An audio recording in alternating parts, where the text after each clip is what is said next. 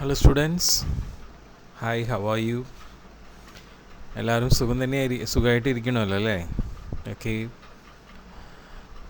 So നമ്മളുടെ emerging trends in മാനേജ്മെൻറ്റിൻ്റെ 7ാമത്തെ സെഷനാണ് ഇന്ന്. നമ്മൾ ഫസ്റ്റ് മോഡ്യൂളായിട്ടുള്ള സപ്ലൈ ചെയിൻ മാനേജ്മെൻറ്റ് ഏകദേശം ഒരു 60% പോർഷൻസ് നമ്മൾ കംപ്ലീറ്റ് ചെയ്തേക്കാണ് ഇതുവരെ. എല്ലാം സിമ്പിളായിട്ടുള്ള കൺസെപ്റ്റ്സാണ് അതിൽ പറയുന്നത്. നിങ്ങൾ റെസ്പോൺസിബിളായിട്ട് ഈ ഓരോ സെഷൻസും ശ്രദ്ധിച്ച് മനസ്സിലാക്കിയിട്ടുണ്ടായിരുന്നുവെങ്കിൽ തീർച്ചയായിട്ടും നിങ്ങൾക്ക് ആ സബ്ജക്റ്റ് ഇപ്പം നിങ്ങളുടെ കയ്യിൽ ഒതുങ്ങിയിട്ടുണ്ടാവണം. പക്ഷേ ദയനീയം എന്ന് പറയട്ടെ, നമ്മൾ ഇത്ര എഫേർട്ട് ഇട്ട് ഇതൊക്കെ നിങ്ങൾക്ക് മനസ്സിലാവുന്ന രീതിയിൽ നിങ്ങൾക്ക് എളുപ്പം നമുക്ക് ആക്സസ് ചെയ്യാൻ പറ്റുന്ന രീതിയിൽ ഇതെല്ലാം ആക്കി തരുമ്പോൾ ഇതിൽ ഇറസ്പോൺസിബിളായിട്ടുള്ള നിങ്ങളുടെ റെസ്പോൺസാണ് പലരിലും കാണുന്നത്. അതെന്തുകൊണ്ടാണ് അങ്ങനെയെന്ന് മനസ്സിലാവുന്നില്ല. നമ്മൾ നിങ്ങൾക്ക് വേണ്ടി ഇത്രയും കാര്യമായിട്ട് ഓരോന്ന് ചെയ്യുമ്പോൾ അപ്പോഴും നിങ്ങളുടെ ഒരു ഇറസ്പോൺസിബിലിറ്റിയിൽ നിന്ന് നിങ്ങൾക്ക് മാറാൻ താല്പര്യമില്ല. നിങ്ങളുടെ മനോഗതി അങ്ങനെ അതിലേക്ക് അടിയുറച്ച് നിൽക്കുകയാണ് ചെയ്യുന്നത്. ഇത് എന്തുകൊണ്ടാണ്? ഇത് നിങ്ങൾ ചിന്തിക്കേണ്ട ഒരു വിഷയമാണ്. എന്തുകൊണ്ടാണ് അങ്ങനെ? ഇത്രയൊക്കെ ആയിട്ടും ഞാൻ എൻ്റെ മനസ്ഥിതിയിൽ നിന്നും എന്തുകൊണ്ട് മാറുന്നില്ല? പഠനം വളരെ ലാഘവത്തോടെ ഞാൻ എടുക്കുന്നു. അതിൽ നിന്നും അത് കുറച്ച് കാര്യഗൗരവമായിട്ട് എന്തുകൊണ്ട് എടുക്കുന്നില്ല? ഇതൊക്കെ ഇറസ്പോൺസിബിളായിട്ട് ഈ സ്റ്റഡീസ് എടുക്കുന്നവർ ചിന്തിക്കേണ്ട അത്യാവശ്യമായിട്ടുള്ള കാര്യമാണ്. കാരണം ഈ ഒരു സാഹചര്യത്തിൽ നിങ്ങൾക്ക് പഠിക്കാൻ ഏറ്റവും സുഗമമായിട്ടുള്ളൊരു രീതിയാണ് ഓൺലൈനിലൂടെ പ്രൊവൈഡ് ചെയ്യുന്നത്. എനിക്ക് വേണമെങ്കിൽ നിങ്ങളെ എല്ലാവരെയും ഓൺലൈനിൽ ഗൂഗിൾ മീറ്റിലൂടെയോ അല്ലെങ്കിൽ സൂമിലൂടെയൊക്കെ ഡെയിലി കണ്ടുകൊണ്ട് നിർബന്ധമായിട്ട് നിങ്ങളെ അതിൽ കൂടുതൽ ഇൻവോൾവ് ചെയ്യിച്ചു കൊണ്ടൊക്കെ നമുക്ക് ക്ലാസ് എടുക്കാൻ പറ്റുമായിരുന്നു. പക്ഷേ നമ്മൾ ഒരുപാട് ടെക്നിക്കൽ പ്രോബ്ലംസ് നിങ്ങൾ ഫേസ് ചെയ്യുന്നത് കണ്ടുകൊണ്ട് പ്രോബ്ലം പേപ്പറുകൾ മാത്രം അത്തരത്തിലാക്കുകയും എന്നാൽ തിയറി പേപ്പർ ഇതുപോലെ പവർപോയിൻറ്റ് വീഡിയോ ആക്കുകയും ചെയ്തു. സോ ദാറ്റ് നിങ്ങൾക്ക് അത് കുറച്ചുകൂടി ഉചിതമായിക്കൊള്ളട്ടെ എന്ന് വിചാരിച്ചിട്ട്. പക്ഷേ പലരും ഇപ്പോഴും അതിനെ ഒരു വാല്യൂ കുറവായിട്ടാണ് കാണുന്നത്. നിങ്ങൾക്ക് പ്രൊഫഷണൽസാണ്. നാളെ ഒരു സംരംഭം മൊത്തമായി നോക്കുന്നവരോ അല്ലെങ്കിൽ ഒരു സംരംഭത്തിൻ്റെ ഭാഗമാവുകയോ ചെയ്യേണ്ട ആൾക്കാരാണ്. അപ്പം ആ പ്രൊഫഷണലിസത്തിൻ്റെ ഒരു വലിയ ക്യാരക്ടർ എന്ന് പറയുന്നത് റെസ്പോൺസിബിലിറ്റിയാണ്. ഇപ്പോൾ നിങ്ങൾ പഠിത്തത്തിൽ എത്ര റെസ്പോൺസിബിലിറ്റി ഏറ്റെടുക്കുന്നു അതുപോലെയാണ് നാളെ നിങ്ങളുടെ ജോലി സ്ഥലത്ത് നിങ്ങൾക്ക് റെസ്പോൺസിബിലിറ്റി എടുക്കാം. ഇല്ല, ഞാനിപ്പോൾ ഇതെങ്ങനെയൊക്കെ ആണ്, പക്ഷേ ഞാൻ ജോലിയുടെ ഇതിൽ വരുമ്പോൾ ഞാൻ റെഗുലറായി അതൊക്കെ ഒരു എക്സ്ക്യൂസാണ്. ബോയ്സ് ആയാലും ഗേൾസ് ആയാലും please aware about your self. ഞാൻ പറഞ്ഞില്ലേ, ഇപ്പോഴത്തെ ഒരു ആധുനിക ജീവിതത്തിൽ നിങ്ങളുടെ തലമുറയ്ക്ക് ഉള്ള ഒരു ശാപമാണെന്ന് വേണമെങ്കിൽ പറയാം ഏകാഗ്രത ഒരു കാര്യത്തിൽ കൊണ്ടുവരാനുള്ളത്. കാരണം അത്രയും നമ്മളുടെ ചുറ്റുപാട് മലിനമായിരിക്കുകയാണ്. അപ്പം നിങ്ങളുടെ മനസ്സിനെ ആ മലിനമായ ചുറ്റുപാടിന് അനുസൃതമായി കൊണ്ടുപോവാതെ നിങ്ങളുടെ മനസ്സിനെ നിങ്ങളുടെ ഉള്ളിലേക്ക് നിങ്ങളുടേതായിട്ടുള്ള രീതിയിലേക്ക് മാറ്റിയെടുക്കുക. അതിലാണ് നിങ്ങളുടെ വിജയം. ഈ ഒരു പോയിൻ്റ് നിങ്ങളെപ്പോഴും നിങ്ങളുടെ ജീവിതത്തിൽ ഓർത്തിരുന്നാൽ നല്ലതാണ്. എന്ത് ക്രിട്ടിക്കൽ സിറ്റുവേഷൻ നിങ്ങൾ ഫേസ് ചെയ്യുമ്പോഴും നിങ്ങൾ മനസ്സിലാക്കേണ്ട ഒരു കാര്യം അതാണ്. പുറത്തെന്ത് നടന്നാലും ഞാനാണ് തീരുമാനിക്കുന്നത്. ഞാൻ എന്ത് ചെയ്യണം എന്നുള്ളത് ഞാനാണ് തീരുമാനിക്കുക. അത് ഉചിതമായിട്ടുള്ള തീരുമാനം. ഇപ്പോൾ ഇവിടെ ഈ ഒരു സാഹചര്യത്തിൽ നിങ്ങൾ ഉചിതമായിട്ട് എടുക്കേണ്ട തീരുമാനം ഉത്തരവാദിത്വത്തോടു കൂടി പഠിക്കുക എന്നുള്ളതാണ്. ഓക്കെ, ഇതാണ് നിങ്ങൾക്ക് വേണ്ടത്. സോ അത് കൈവരിക്കുക. ഓക്കെ, നിങ്ങളുടെ ആ ഒരു പ്രായത്തിൽ, നിങ്ങളുടെ ഒരു ടീനേജ് ഈ ഒരു ഏജ് ഗ്രൂപ്പിൽ കാര്യങ്ങൾ പറഞ്ഞാൽ ഒരു സാധാരണ വ്യക്തിക്ക് അത് മനസ്സിലാവും, അത് ഉൾക്കൊള്ളും. ഓക്കെ, സോ അതുകൊണ്ടാണ് ഞാൻ ഇത്രയും പറയുന്നത്. അതുകൊണ്ട് ഉൾക്കൊള്ളുക, മനസ്സിരുത്തുക, നിങ്ങളിൽ മാറ്റം കൊണ്ടുവരിക, ആ മാറ്റങ്ങൾ നിങ്ങൾ റിയലൈസ് ചെയ്യുക. ഓക്കെ, അപ്പം നമുക്ക് നമ്മളുടെ ടോപ്പിക്കിലേക്ക് നീങ്ങാം. നമ്മൾ ഇപ്പം സപ്ലൈ ചെയിൻ മാനേജ്മെൻറ്റിൻ്റെ 8 കീ പ്രോസസ്സാണ് കണ്ടുകൊണ്ടിരിക്കുന്നത്. ഓൾറെഡി നമ്മൾ 2 കീ പ്രോസസ്സ് കണ്ടു കഴിഞ്ഞു.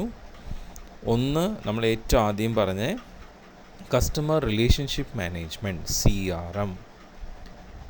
രണ്ടാമത് നമ്മൾ പറഞ്ഞത് കസ്റ്റമർ സർവീസ് മാനേജ്മെൻറ്റ്, CSM. അല്ലേ? മാർക്കറ്റിങ്ങിൽ എങ്ങനെയാണ് കസ്റ്റമറിന് ഇമ്പോർട്ടൻസ് കൊടുക്കുന്നത്, അതേപോലെ തന്നെയാണ് സപ്ലൈ ചെയിൻ മാനേജ്മെൻറ്റിലും കസ്റ്റമേഴ്സിന് ഇമ്പോർട്ടൻസ് കൊടുത്തിരിക്കുന്നത്. അതുകൊണ്ടാണ് ആ കീ പ്രോസസ്സിൽ ആദ്യമേ കസ്റ്റമർ റിലേറ്റഡ് ആയിട്ടുള്ള കാര്യങ്ങൾ വന്നിട്ടുള്ളത്. കസ്റ്റമർ സർവീസ് മാനേജ്മെൻറ്റും കസ്റ്റമർ റിലേഷൻഷിപ്പ് മാനേജ്മെൻറ്റും. ഓക്കെ, പിന്നെ നമ്മൾ മൂന്നാമത് ആയിട്ട് കണ്ടത് ഡിമാൻഡ് മാനേജ്മെൻറ്റ്. നമ്മൾ കഴിഞ്ഞ സെഷനിൽ ഡിമാൻഡ് മാനേജ്മെൻറ്റ് നമ്മൾ തുടങ്ങി വെച്ചു അല്ലേ? ആ ഡിമാൻഡ് മാനേജ്മെൻറ്റ് എന്താണെന്നും നമ്മളുടെ ഡിമാൻഡ് ഒരു പ്രോഡക്റ്റിൻ്റെ ഇൻക്രീസ് ചെയ്യാനായിട്ട് ഏതൊക്കെ ഫാക്ടേഴ്സാണ് കോൺട്രിബ്യൂട്ട് ചെയ്യുന്നതെന്നൊക്കെ നമ്മൾ കഴിഞ്ഞ ക്ലാസ്സിൽ കണ്ടിരുന്നു. ഇനി നമ്മൾ ഡിമാൻഡിനെ കുറിച്ച് കുറച്ച് കാര്യം കൂടി നമ്മൾ ഇന്ന് ഡിസ്കസ് ചെയ്യാൻ പോവാണ്.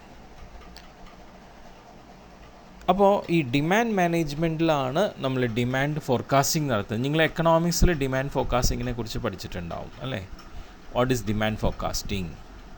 What are the methods of demand forecasting? അപ്പോൾ ഇവിടെ ഈ ഡിമാൻഡ് മാനേജ്മെൻറ്റിൽ നമ്മൾ ഡിമാൻഡ് ഫോർകാസ്റ്റിംഗ് നടത്തുന്നുണ്ട്. പക്ഷേ നമ്മൾ ഈ ഡിമാൻഡ് ഫോർകാസ്റ്റ് ചെയ്യുമ്പോൾ ഒരു കാര്യം മനസ്സിലാക്കുക, വളരെ അക്യുറേറ്റായിട്ട് നമുക്ക് ഒരിക്കലും ഡിമാൻഡ് ഫോർകാസ്റ്റ് ചെയ്യാൻ പറ്റില്ല. അത് വളരെ ഡിഫിക്കൾട്ടാണ്. എങ്കിലും നമ്മൾ ഫോർകാസ്റ്റ് ചെയ്യുന്ന ഡിമാൻഡ് നമ്മളുടെ മാനേജേഴ്സിന് കൃത്യമായിട്ടുള്ള സമയത്ത് ഉചിതമായിട്ടുള്ള തീരുമാനങ്ങൾ എടുക്കാൻ സഹായിക്കുന്നു. അപ്പോൾ ഡിമാൻഡ് മാനേജ്മെൻറ്റിലാണ് നമ്മൾ ഡിമാൻഡ് ഫോർകാസ്റ്റ് ചെയ്യുന്നത്. ഡിമാൻഡ് ഫോർകാസ്റ്റ് ചെയ്യുക എന്ന് പറഞ്ഞാൽ it is A tedious process. നമുക്ക് വളരെ അക്യുറേറ്റായിട്ട് 99% അല്ലെങ്കിൽ 100% അക്യുറേറ്റ് ആയിട്ട് ഒരു ഡിമാൻഡ് നമുക്ക് ഫോർകാസ്റ്റ് ചെയ്യാൻ പറ്റില്ല. അതൊരു ഡിഫിക്കൽട്ട് ടാസ്ക്കാണ്. പക്ഷേ എങ്കിലും നമ്മൾ ഫോർകാസ്റ്റ് ചെയ്യുന്ന ഡിമാൻഡ് അത്ര അക്യുറസി ഇല്ലാത്തതാണെങ്കിലും നമ്മളുടെ മാനേജേഴ്സിന് ഉചിതമായിട്ടുള്ള സമയത്ത് ഉചിതമായിട്ടുള്ള തീരുമാനം എടുക്കാൻ സഹായിക്കുന്നതാണ്. അപ്പോൾ ഈ ഡിമാൻഡ് മാനേജ്മെൻറ്റിൽ ഇത്തരത്തിൽ നമ്മൾ ഡിമാൻഡ് ഫോർകാസ്റ്റ് ചെയ്യുന്നത് എന്തിനാണെന്ന് വെച്ച് കഴിഞ്ഞാൽ നമ്മുടെ പ്രോഡക്റ്റ് റിലേറ്റഡ് ആയിട്ടുള്ള ഡിമാൻഡിനെ സ്റ്റെബിലിറ്റി കൊണ്ടുവരാൻ വേണ്ടിയിട്ടാണ്. നമ്മുടെ പ്രോഡക്റ്റിൻ്റെ ഡിമാൻഡിനെ സ്റ്റെബിലിറ്റി കൊണ്ടുവരാൻ, അതിനൊരു സ്ഥിരത കൊണ്ടുവരാൻ. ഇപ്പം നിങ്ങൾ കഴിഞ്ഞ 4th സെമ്മിൽ മാർക്കറ്റിംഗ് മാനേജ്മെൻറ്റ് പഠിച്ചിട്ടുണ്ടായിരുന്നു അല്ലേ? അല്ലെ നമ്മൾ പ്രോഡക്റ്റ് ലൈഫ് സൈക്കിൾ പഠിച്ചിട്ടുണ്ടായിരുന്നല്ലോ. ആ പ്രോഡക്റ്റ് ലൈഫ് സൈക്കിളിൽ നമ്മൾ ആ പ്രോഡക്റ്റ് ലൈഫ് സൈക്കിളിൻ്റെ ഗ്രാഫ് ഒന്ന് നിങ്ങളൊന്ന് ഇമാജിൻ ചെയ്തേ. ഇൻട്രൊഡക്ടറി സ്റ്റേജ്, പിന്നെ ഗ്രോത്ത്, മെച്യൂരിറ്റി, ഡിക്ലൈൻ, ഇങ്ങനെയാണ് പ്രോഡക്റ്റ് ലൈഫ് സൈക്കിളിൽ സ്റ്റേജസ് വരുന്നത് അല്ലേ? അപ്പോൾ ഇൻട്രൊഡക്ടറി കഴിഞ്ഞാൽ പിന്നെ ഗ്രോത്ത്, പിന്നെ മെച്യൂരിറ്റി. അപ്പോൾ ഗ്രാഫ് താഴേന്ന് ഇങ്ങനെ വന്ന് ഒരു പർട്ടിക്കുലർ പോയിന്റിലേക്ക് എത്തി, മാക്സിമം എത്തി, പിന്നെ അവിടെ നിന്ന് നേരെ പോയിട്ട് പിന്നെ താഴേക്ക് പോവാണ്. അപ്പോൾ ഒരു മാക്സിമം പോയിന്റിലെത്തി പിന്നെ നേരെ പോകുന്നു, പിന്നെ താഴേക്ക് പോകുന്നു. അപ്പോൾ ആ ഒരു മെച്യൂരിറ്റി സ്റ്റേജ് നോക്കൂ, അവിടെയാണ് നമുക്ക് മാക്സിമം പ്രോഫിറ്റ് കിട്ടുന്നത്. അപ്പോൾ ആ മാക്സിമം പ്രോഫിറ്റ് കിട്ടുന്ന സ്ഥലത്ത് നമ്മളുടെ ഡിമാൻഡ് സ്റ്റേബിൾ ആയിരിക്കുകയാണ്. അപ്പോൾ അതാണ് ഇവിടെ പറയുന്നത്. നമ്മൾ ഈ പറയുന്ന ഡിമാൻഡ് മാനേജ്മെൻറ്റിൽ ഡിമാൻഡ് ഫോർകാസ്റ്റ് ചെയ്യുന്നതിൻ്റെ ഒരു മെയിൻ ഉദ്ദേശം എന്താ വെച്ചാൽ നമ്മളുടെ ഡിമാൻഡിനെ സ്റ്റേബിളാക്കുക, ഒരു മാക്സിമം പോയിന്റിൽ കൊണ്ടുപോയിട്ട് സ്റ്റേബിളാക്കുക. ഓക്കെ, സോ അങ്ങനെ നമ്മൾ സ്റ്റേബിളാക്കുക. അതിന് വേണ്ടിയിട്ടാണ് നമ്മൾ ഡിമാൻഡ് ഫോർകാസ്റ്റ് ചെയ്യുന്നത്. ഇൻ കേസ് ഇങ്ങനെ നമ്മൾ സ്റ്റേബിളാക്കാൻ ശ്രമിക്കുന്ന ഡിമാൻഡ് എന്തെങ്കിലും കാരണവശാൽ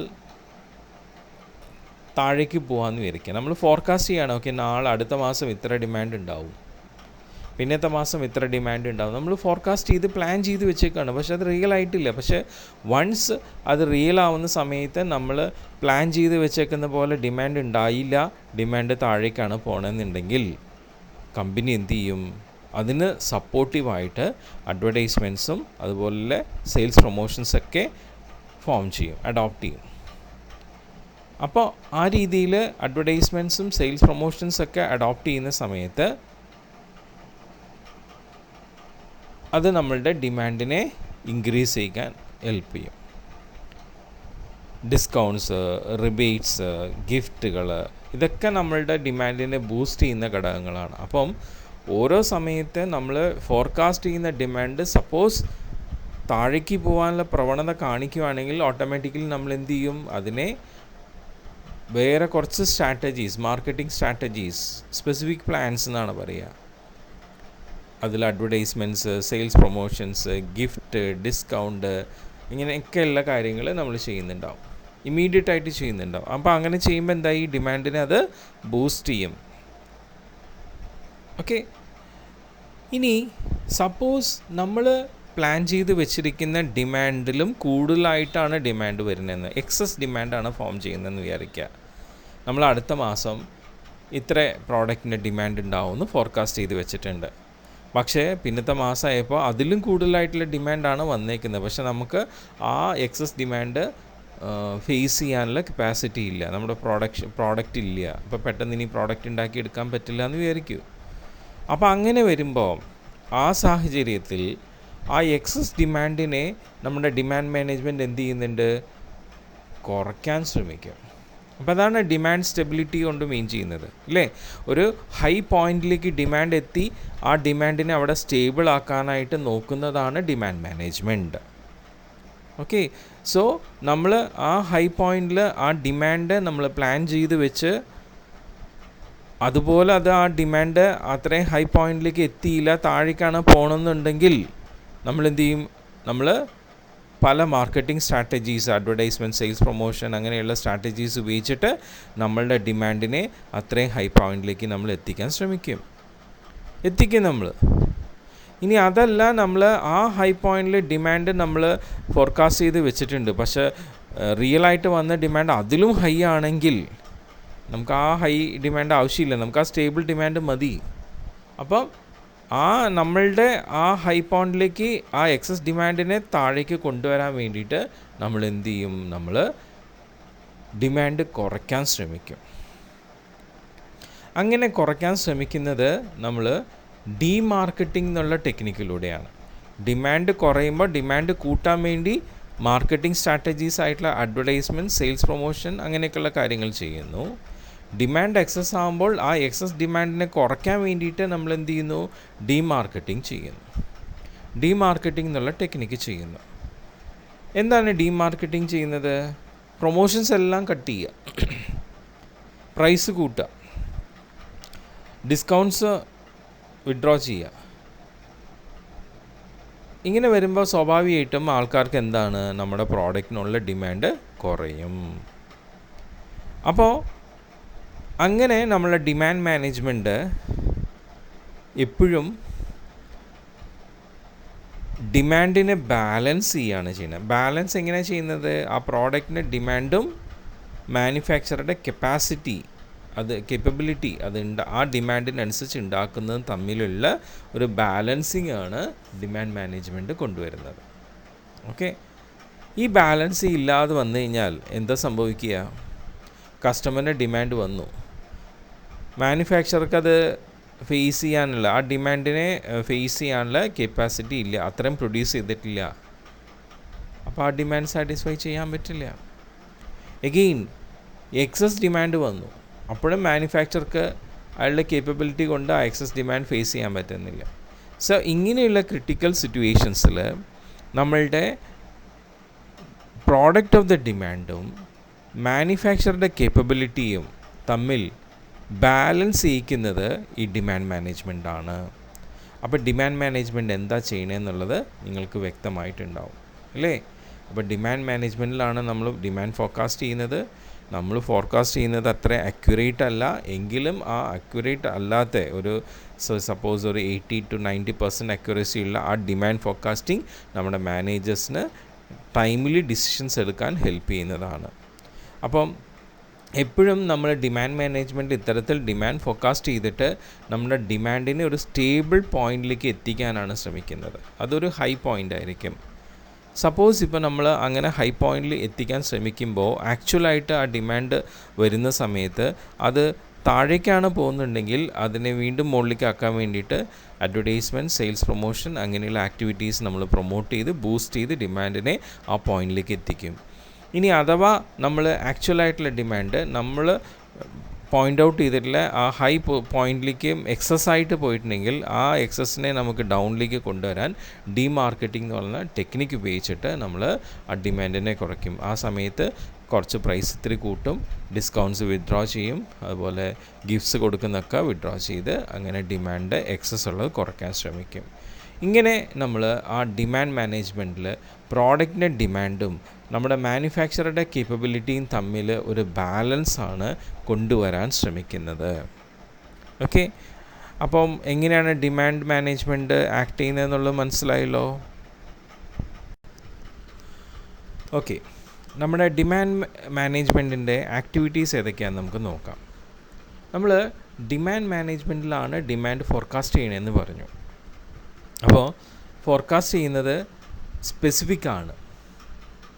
നമുക്ക് പ്രോഡക്റ്റ് വെറൈറ്റി വൈസ് ഫോർകാസ്റ്റ് ചെയ്യാം. കാരണം ഒരു പർട്ടിക്കുലർ പ്രോഡക്റ്റ് വെറൈറ്റിയുടെ ഡിമാൻഡ് ഒരു പർട്ടിക്കുലർ സ്ഥലത്തുണ്ടെങ്കിൽ വേറെ വെറൈറ്റിക്ക് വേറെ സ്ഥലത്ത് ഡിമാൻഡ് ഉണ്ടാവും. അപ്പോൾ അങ്ങനെ വേണമെങ്കിൽ ഡിമാൻഡ് ഫോർകാസ്റ്റ് ചെയ്യാം. അല്ലെങ്കിൽ ടെറിട്ടറി വൈസ് ഇപ്പോൾ നമുക്ക് സെയിൽസ് മാനേജേഴ്സ്, സെയിൽസ് റെപ്രസെൻറ്റേറ്റീവ്സ് ഒക്കെ ഉണ്ടാവും. അവർക്ക് സെയിൽസ് വരുത്താൻ വേണ്ടിയിട്ട്, സെയിൽസിന് വേണ്ടിയിട്ട് ടെറിട്ടറീസ് തിരിച്ചിട്ടുണ്ടാവും അല്ലേ. Northern zone, southern zone, central zone എന്നൊക്കെ പറഞ്ഞ് ടെറിട്ടറീസ് തിരിച്ചിട്ടുണ്ടാവും. അപ്പോൾ ആ ടെറിട്ടറീസ് വൈസ് ആയിട്ട് നമുക്ക് എന്ത് ചെയ്യാം, ഡിമാൻഡ് ഫോർകാസ്റ്റ് ചെയ്യാം. അപ്പം സ്പെസിഫിക് ആയിട്ട് ഒരു പർട്ടിക്കുലർ ആസ്പെക്റ്റിനെ ബേസ് ചെയ്തിട്ടായിരിക്കും നമ്മൾ ഡിമാൻഡ് ഫോർകാസ്റ്റ് ചെയ്യുന്നത്. അതൊരു സ്പെസിഫിക് ടൈമിലേക്ക് വേണ്ടിയിട്ടാണ്.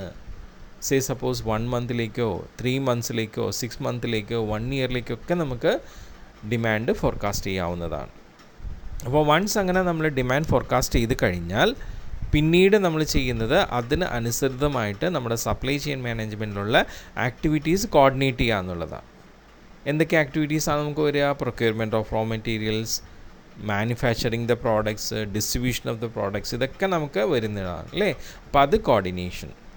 അത് കഴിഞ്ഞാൽ കോർഡിനേഷൻ കഴിഞ്ഞപ്പോൾ പ്രോഡക്റ്റ്സ് ഒക്കെ റെഡി ആയിട്ടുണ്ട് അല്ലേ. അപ്പോൾ നമ്മൾ ഡിമാൻഡ് ഫോർകാസ്റ്റ് ചെയ്തിട്ടുണ്ട്. ഇനി നമ്മളുടെ ഓരോ നമുക്ക് എവിടെയൊക്കെ എങ്ങനെയൊക്കെയാണ് ഡിമാൻഡ് ഫോർകാസ്റ്റ് ചെയ്തിട്ടുള്ളത് ആ ഡിമാൻഡ് അനുസരിച്ച് ഈ പ്രോഡക്റ്റും ആ ഡിമാൻഡും നമ്മളുടെ മാനുഫാക്ചറുടെ കേപ്പബിലിറ്റി ബാലൻസ് ചെയ്യിക്കുക എന്നുള്ളതാണ്. നമുക്കെപ്പോഴും ഹൈ ലെവലിലാണ് നമ്മൾ ഡിമാൻഡ് ഫോർകാസ്റ്റ് ചെയ്യുന്നത് അല്ലേ. ലോ ലെവലിലേക്ക് നമ്മൾ ഡിമാൻഡ് ഒരിക്കലും ഫോർകാസ്റ്റ് ചെയ്യുന്നില്ല. കാരണം നമുക്ക് പ്രോഫിറ്റബിലിറ്റി മാക്സിമൈസേഷൻ അതാണ് വേണ്ടത് അല്ലേ. അപ്പോൾ അങ്ങനെ നമ്മൾ എല്ലാ ഡിമാൻഡും ഫ്യൂച്ചറിലുള്ളത് ഹൈ ലെവലിൽ ഫോർകാസ്റ്റ് ചെയ്ത് കഴിയുമ്പോൾ അതിനുള്ള കപ്പാസിറ്റി നമ്മുടെ മാനുഫാക്ചർക്ക് ഉണ്ടായി. അപ്പോൾ അത് തമ്മിൽ നമ്മൾ ബാലൻസ് ചെയ്യിക്കുകയാണ്. എങ്ങനെ ബാലൻസ് ചെയ്യിക്കുന്നത്? നമ്മൾ ആ ഫോർകാസ്റ്റ് ചെയ്തുള്ള ഡിമാൻഡ് ഇംപ്ലിമെൻ്റ് ആവുന്ന സമയത്ത് ചിലപ്പോൾ ഫ്ലക്ച്വേഷൻസ് വരാം. എങ്ങനെയാണ് ഫ്ലക്ച്വേഷൻസ് വരുന്നത്? ഒന്നില്ലെങ്കിൽ ചിലപ്പോൾ ഡിമാൻഡ് കുറയാം, അല്ലെങ്കിൽ ഡിമാൻഡ് നമ്മൾ വിചാരിക്കുന്നതിലും കൂടുതലായിട്ട് എക്സസ് ആവാം. സോ അങ്ങനെ വരുന്ന സിറ്റുവേഷനിൽ നമ്മളുടെ ഫിക്സ് ചെയ്തേക്കുന്ന പോയിന്റിൽ നമ്മളുടെ ഡിമാൻഡ് നിലനിർത്താൻ വേണ്ടിയിട്ട് നമ്മൾ എന്ത് ചെയ്തു? നമ്മൾ ഈ ഡിമാൻഡ് മാനേജ്മെൻറ്റിലൂടെ ഒരു ബാലൻസ് കൊണ്ടുവരികയാണ്. സപ്പോസ് ഡിമാൻഡ് കുറഞ്ഞു കഴിഞ്ഞാൽ നമ്മളുടെ പ്രൊമോഷൻ സ്കീംസ് കൊണ്ട് ഡിമാൻഡ് ബൂസ്റ്റ് ചെയ്യുന്നു. ഇനി ഡിമാൻഡ് നമ്മൾ പറഞ്ഞ ഇത് വെച്ച് എക്സീഡ് ചെയ്ത് കഴിഞ്ഞാൽ അതിന് ഡിമാർക്കറ്റിംഗ് കൊണ്ട് കുറച്ച് ആ ഒപ്റ്റിമം പോയിന്റിലേക്ക് കൊണ്ടുവരാം. ഇതാണ് നമ്മളുടെ ബാലൻസിങ്. അപ്പോൾ ഇത്രയും കാര്യങ്ങൾ നമ്മളുടെ ഡിമാൻഡ് മാനേജ്മെൻറ്റിൽ നമ്മൾ എന്ത് ചെയ്യുന്നു? ഇൻക്ലൂഡ് ചെയ്യുന്ന ആക്ടിവിറ്റീസാണ്.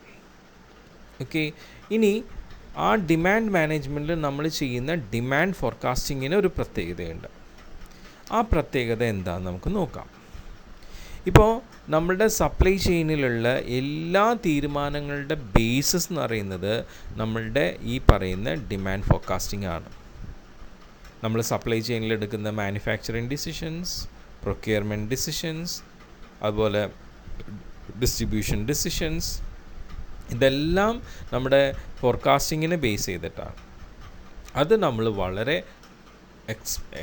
പെർഫെക്റ്റായിട്ട്, അത്ര അക്യുറസി ഇല്ലെങ്കിൽ തന്നെയും, നമ്മൾ നേരത്തെ പറഞ്ഞു അത്ര അക്യുറസിയിൽ നമുക്ക് ചെയ്യാൻ പറ്റില്ല, പക്ഷേ എങ്കിലും അത്ര അക്യുറസി ഇല്ലെങ്കിലും നമ്മൾ ഫോം ചെയ്തിട്ടുള്ള ഡിമാൻഡ് എന്തുണ്ടാവണം, അത് പെർഫെക്റ്റ് ആയിരിക്കണം. ഓക്കെ, സോ അങ്ങനെ അത് പെർഫെക്റ്റ് അല്ലാത്ത രീതിയിൽ പുവറായി കഴിഞ്ഞാൽ അത് നമ്മളുടെ സപ്ലൈ ചെയിൻ മാനേജ്മെൻറ്റിൻ്റെ എല്ലാ ഡിസിഷൻസിനെയും തെറ്റിക്കും. അപ്പോൾ മൊത്തത്തിൽ നമ്മുടെ സപ്ലൈ ചെയിൻ ബിസിനസ്സിന് ആകെ ഒരു ഡിസ്റ്റർബൻസ് ഉണ്ടാക്കുക ചെയ്യാം. അതിൻ്റെ ബാധിപ്പ് ആ സപ്ലൈ ചെയിനിലുള്ള എല്ലാ ഇൻഡിവിജ്വൽ ഓർഗനൈസേഷൻസിനും ഉണ്ടാവും. അതുകൊണ്ട് നമ്മൾ ഡിമാൻഡ് ഫോർകാസ്റ്റ് ചെയ്യുന്നത് പ്രത്യേകിച്ചും സപ്ലൈ ചെയിനിൽ വളരെ എക്സ്പേർട്സിൻ്റെ ഇൻവോൾവ്മെൻറ്റോട് കൂടിയിട്ടാണ് ചെയ്യേണ്ടത്. അത് ഒരു പ്രത്യേകതയാണ്. രണ്ടാമത്തെ ഒരു പ്രത്യേകത എന്ന് വെച്ച് കഴിഞ്ഞാൽ, നമ്മൾ പറഞ്ഞു സപ്ലൈ ചെയിൻ ബിസിനസ്സിൽ ഒരുപാട് ഇൻഡിവിജ്വൽ ഓർഗനൈസേഷൻസ് ഇൻ്റഗ്രേറ്റ് ചെയ്ത് പ്രോപ്പറായിട്ടുള്ള കോപ്പറേഷനായിട്ടാണ് അവർ എന്ത് ചെയ്യുന്നത്, ഒരു ബിസിനസ് ചെയ്യുന്നതെന്ന് പറഞ്ഞു.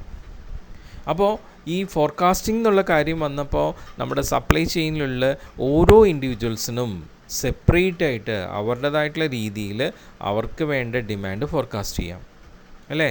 സപ്ലയർക്ക് റോ മെറ്റീരിയൽ ഫോർകാസ്റ്റ് ചെയ്യാം, മാനുഫാക്ചർക്ക് പ്രോഡക്ട്സ് ഫോർകാസ്റ്റ് ചെയ്യാം, ഡിസ്ട്രിബ്യൂട്ടേഴ്സിന് എത്ര ഡിസ്ട്രിബ്യൂട്ട് ചെയ്യണം എന്നുള്ള ഫോർകാസ്റ്റ് ചെയ്യാം. അപ്പോൾ ഇങ്ങനെ ഓരോരുത്തരും അവരുടേതായിട്ടുള്ള സെപ്പറേറ്റ് ഫോർകാസ്റ്റിംഗ് നടത്തി അതിനെ ലാസ്റ്റ് നമ്മൾ ഇൻ്റഗ്രേറ്റ് ചെയ്ത് കഴിഞ്ഞാൽ ഒരു അക്യുറേറ്റ് റിസൾട്ട് അതിൽ കിട്ടില്ല. കാരണം പലരും പല രീതിയിലായിരിക്കും ഫോർകാസ്റ്റ് ചെയ്തിട്ടുണ്ടാവുക. അപ്പോൾ നമുക്കത് പ്രോപ്പറായിട്ട് കോർഡിനേഷൻ നടക്കില്ല. അപ്പോൾ അതുകൊണ്ട് തന്നെ പറയുന്നത്, എപ്പോഴും നമ്മുടെ സപ്ലൈ ചെയിൻ ബിസിനസ്സിൽ ഡിമാൻഡ് ഫോർകാസ്റ്റ് ചെയ്യുന്ന സമയത്ത് അത് ഒരു ഇൻറ്റഗ്രേറ്റഡ് അപ്രോച്ചിലൂടെയാണ് ചെയ്യേണ്ടത്. ദറ്റ് മീൻസ് സപ്ലൈ ചെയിൻ ബിസിനസ്സിൽ ഇൻവോൾവ് ചെയ്തിട്ടുള്ള ഓരോ ഇൻഡിവിജ്വൽ ഓർഗനൈസേഷൻസും എല്ലാവരും ഒത്തൊരുമിച്ച് എല്ലാവർക്കും വേണ്ട ഒറ്റ ഒരു ഓവറോൾ ഫോർകാസ്റ്റിംഗ് ആണ് നടത്തേണ്ടത്.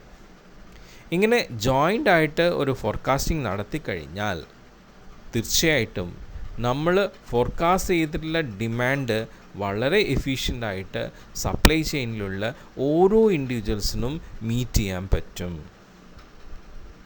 അപ്പോൾ അതാണ് ഈ പറയുന്ന ഡിമാൻഡ് ഫോർകാസ്റ്റിങ്ങിൻ്റെ പ്രത്യേകത. അപ്പോൾ ഡിമാൻഡ് മാനേജ്മെൻറ്റ് നമ്മുടെ സപ്ലൈ ചെയിനിൽ വളരെ സൂക്ഷ്മമായിട്ടാണ് ഡിമാൻഡ് ഫോർകാസ്റ്റ് ചെയ്യുന്നത്. നമ്മൾ സാധാരണ മാർക്കറ്റിങ്ങിൽ ചെയ്യുന്നതിലും കുറച്ച് വ്യത്യസ്തമായിട്ടുള്ള രീതിയിൽ വരുന്നത് ഇതാണ്. ഒന്ന്, ഡിമാൻഡ് ഫോർകാസ്റ്റിംഗ് നല്ല എക്സ്പേർട്സിൻ്റെ ഇൻവോൾവ്മെൻറ്റോടു കൂടി പെർഫെക്റ്റായിട്ട് ചെയ്യുക. അതിലെന്തെങ്കിലും പാളിച്ച വന്നാൽ ആ സപ്ലൈ ചെയിൻ ബിസിനസ്സിലുള്ള എല്ലാ ഇൻഡിവിജ്വൽ ഓർഗനൈസേഷൻസും അത് ഫേസ് ചെയ്യേണ്ടതായിട്ട് വരുന്നുണ്ട്, അല്ലേ? ഇപ്പോൾ സാധാരണ ഒരു മാർക്കറ്റിങ്ങിൽ ഒരു ഇൻഡിവിജ്വൽ ഓർഗനൈസേഷനാണ് ഇതെല്ലാം ചെയ്യുന്നത്. അപ്പം അവിടെ ഡിമാൻഡ് ഫോർകാസ്റ്റിങ്ങിൽ പാളിച്ച വന്നാൽ ആ ഒറ്റ ഓർഗനൈസേഷൻ അത് ഫേസ് ചെയ്താൽ മതി. പക്ഷേ ഇവിടെ അങ്ങനെയല്ല. ഇവിടെ എല്ലാ ഓർഗനൈസേഷൻസും, ആ SCMൽ ഇൻവോൾവ് ആയിട്ടുള്ള എല്ലാ ഓർഗനൈസേഷൻസും അത് ഫേസ് ചെയ്യേണ്ടതായിട്ട് വരുന്നുണ്ട്. ഓക്കെ, അപ്പം അത് വളരെ പെർഫെക്റ്റായിട്ട് ചെയ്യണം. പിന്നെ അത് മാത്രമല്ല, നമ്മൾ എങ്ങനെയാണോ സപ്ലൈ ചെയിനിൽ ഇൻഡിവിജ്വൽ ഓർഗനൈസേഷൻ ഇൻ്റഗ്രേറ്റ് ചെയ്തേക്കുന്നത്, അതേ ഇൻ്റഗ്രേഷനോട് കൂടിയിട്ട് എല്ലാ ഓർഗനൈസേഷൻസും ഇൻവോൾവ് ആയിട്ട് അവർക്ക് വേണ്ട എല്ലാവർക്കും വേണ്ട ഓവറോൾ ആയിട്ടുള്ളൊരു ഫോർകാസ്റ്റിംഗ് ചെയ്യുന്നതാണ് SCMന് ഉചിതം. അപ്പോൾ ആ രീതിയിൽ ചെയ്യുമ്പോൾ എല്ലാവർക്കും അതുകൊണ്ട് ഗുണമാണ് ഉണ്ടാവുക.